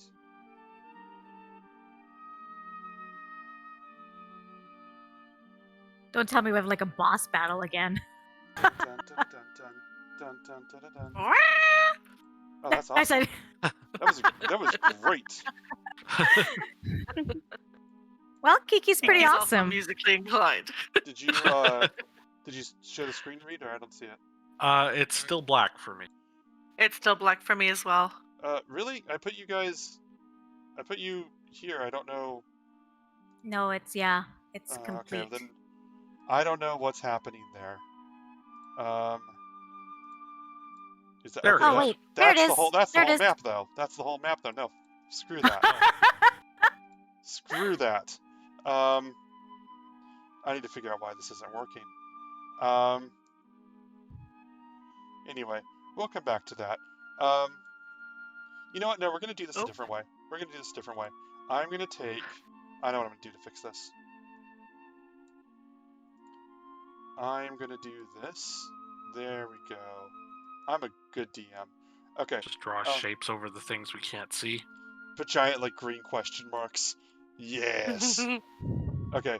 Can you see it all now? Oh, Yeah, I do. see the whole thing. Okay. Yeah. Yeah. The whole thing. I've masked everything that is a plot point. So what you can okay. see now Okay. is not relevant, or not a spoiler. But Reed, can you do me a Okay. favor and share your screen so that it shows up on the Discord? Okay. All right. So let me see if I have that right. Let me do something on my end as we are. Oh, that is not what I intended. Okay, there we go. So this is the room. Ooh. This is great. This is working. Okay, cool. We actually have that going. So if anybody in the audience wants to see what's going on, you can just see that window, and we'll be fine-tuning this over time. This is still an experiment as we learn. But you see the temple of the Oracle. You all are welcome to push your way in. You can move yourself basically into this open area before I begin describing things some more. Did you see that? I can see a circle, but I Yeah. can't activate my token. You cannot activate your token. Is that what's been going on this whole time? Maybe. Is that what I've been doing this whole time? Is that Probably. holy Oh, yeah. shit? Holy shit. Amazing. The joys of live performance. You know, No, I figured it out. No, glad. nobody say anything to me. I just figured this out. This is my character arc. You guys have your own fucking character arc, okay? This is mine. Hold on. This whole fucking time, I know what's been happening. We're not quite Critical Role. you know how It'll you take know us- how when Yes. you have a character on a game and it just stands there and then all of a sudden they start like, sitting around or like sharpening their because you haven't touched them in a really long time, so they're Yeah. not moving, so they're just Yeah. I feel like that's what we're doing. Oh, or like Mario sits down and zed. That's what's been Snores. happening this whole Little freaking snores. time. I understand how to fix this now. Now we've got I've- the dynamic lighting stuff. I have completed my training. Give us at least 2 or 3 more weeks before we're as good as Critical Role, please. These guys are fine. It's on me. What was it? We're professionals. So, if you guys are ready to move in, you can move your tokens in. And I've set it up so you guys can see everything that everyone else sees, because the alternative is you all just role-playing, describing things to each other. And, yeah. Well, I kind of Okay, go ahead, sorry. No, go ahead. I was going to say I was going to point to Ismene and ask her to lead us in. I can't go in. And she goes, yes, of course. And she starts to walk in. And as she walks in, she's gonna look. Let me see. Hey, wait. How do you go? How do you go inside? You sort of have to fiddle around. It looks like Oh, the lighting Oh, is there we go. There we go. restricting where you can move. Okay, I got it. Thank you. I'll turn that off. How do you go inside? It just kept like hitting the wall. Oh yeah. Oh my god. I see. Yeah, I can't there get we in go. there either. I have to I go had to, like, Solve literally my between the pillars. puzzles. Solve my puzzles. I want to walk through walls. I don't want to have to go through pillars, between pillars. Ugh. That's the game. So what was it? You guys walk in. As you walk in, Ismene looks and stops and goes, "Who are you? Who are you?" And as she's looking around, you guys come up to see where she's talking. And what was it? I'm going to reveal this. You guys can move into this area, but you see around you a number of soldiers looking a bit more fit and ready than the previous ones. Each of the soldiers that you see is standing next to some sort of temple attendant, whether it's whatever roles or duties they may have had, bound and on their knees, being held there. And Ismene goes, "What's going on, Proteus?" And she looks over, and there's this man at the end, and I'm going to ping him for a second. There's a man over here who's just kneeled down, his wrists bound, and he's just looking down. And there's this woman standing there with this sword, long sword, just pointed down at him. You see the light reflecting and rippling through the room off of each of the braziers, illuminating this scene perfectly. And the woman looks at you and just says, "Oh, okay, that's good. I was getting bored." She sheathes her sword and looks at all of you and says, "Now, the rule was we weren't allowed to, well, we've been keeping these people for what amusement we could, but I see that the 4 of you are here now, and I don't know what this is. Oh, 5 of you." And she looks at Ismene, and Ismene just goes, And she goes, "The 5 of you. Okay, well, I can give you the choice now to turn around and leave, or I can give you the choice to stay, and honestly, I hope to decide on you pick the second one." And Ismene just goes, "Proteus, are you okay?" And Proteus, the manager, just goes, "Ismene," and he starts to try to turn around, and he goes, "You have to get out of here." He goes, "You have to get out of here." And he's like trying to move on his knees. He's like, "You have to get out of here." And that woman just, and just like lifts her leg up and kicks him, knocking him onto the floor. What's up, Kryn? He didn't like that at all. Mhm. So Yes. no, actually I'll just. So he gets into like Mhm. a bit of a defensive position, and then takes Ismene and kind of pushes her like behind him. Okay, and she moves back. I'll move her back. And Ismene just looks and starts like angrily take a couple notes. Sorry, but what is there anything else you want to do, Kraven? I'm just looking around at the rest of the people I am with. All right. This woman looks at you all and just goes, "The stupid thing is to stay. I really hope you're as dumb as you look. Is there?" As Kraven is looking out, I'm gonna roll dice real fast. Callista, when Kraven looks at you, what would she see about you? Wait, Crayon or yeah. the woman? Kraven. So at this point, Callista's looking kind of pouty. Like annoyed. Like no one's ever accused Callista of being smart, so she's not really offended But she is a little bit irritated because this is like unnecessarily rude. So I think she's not hiding that at all, that she's just like put off and like really annoyed by the way that this person is behaving, and like there's no reason that we need to get rude right now, for lack of a better sentiment. Like she's not in a fighting stance, but she's not She's in a pissed relaxed. stance.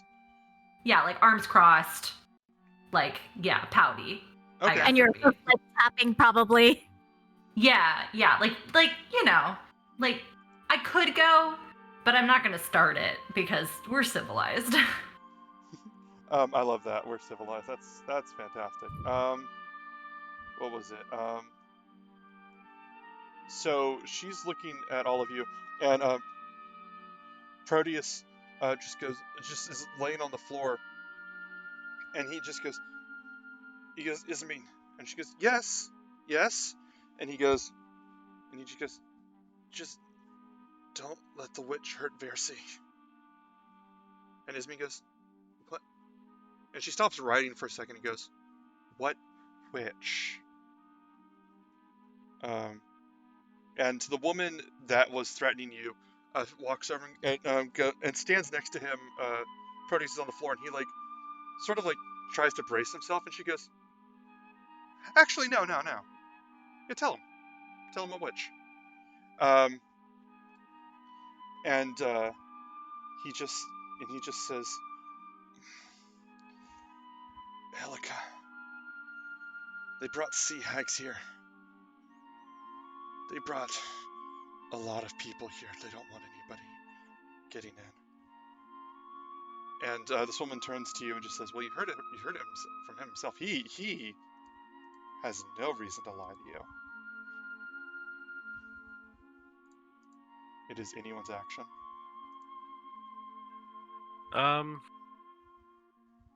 I am going to cast Mage Armor. Mage Armor. Okay. That is a wonderful response. You cast Mage Armor. When I do that, pages just start flying off my scroll, sort of going off independently and affixing themselves to parts of my body. Oh, I love this. And it all sort of creates almost like cell-shaded comic book looking brass or bronze armor. Just all of this stuff flying at us. So you kind of look like paper mache? No, I look more like almost like a cartoon character as far as the armor goes.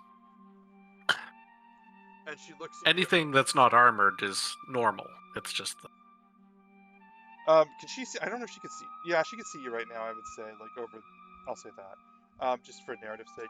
And she looks at you and goes, oh, okay, good. She pulls out her sword, and she goes, shh. Okay, so, show of hands. Are we doing this? I'm going to cast Ray of Frost. And I skip my stance. I'm ready to go. All right.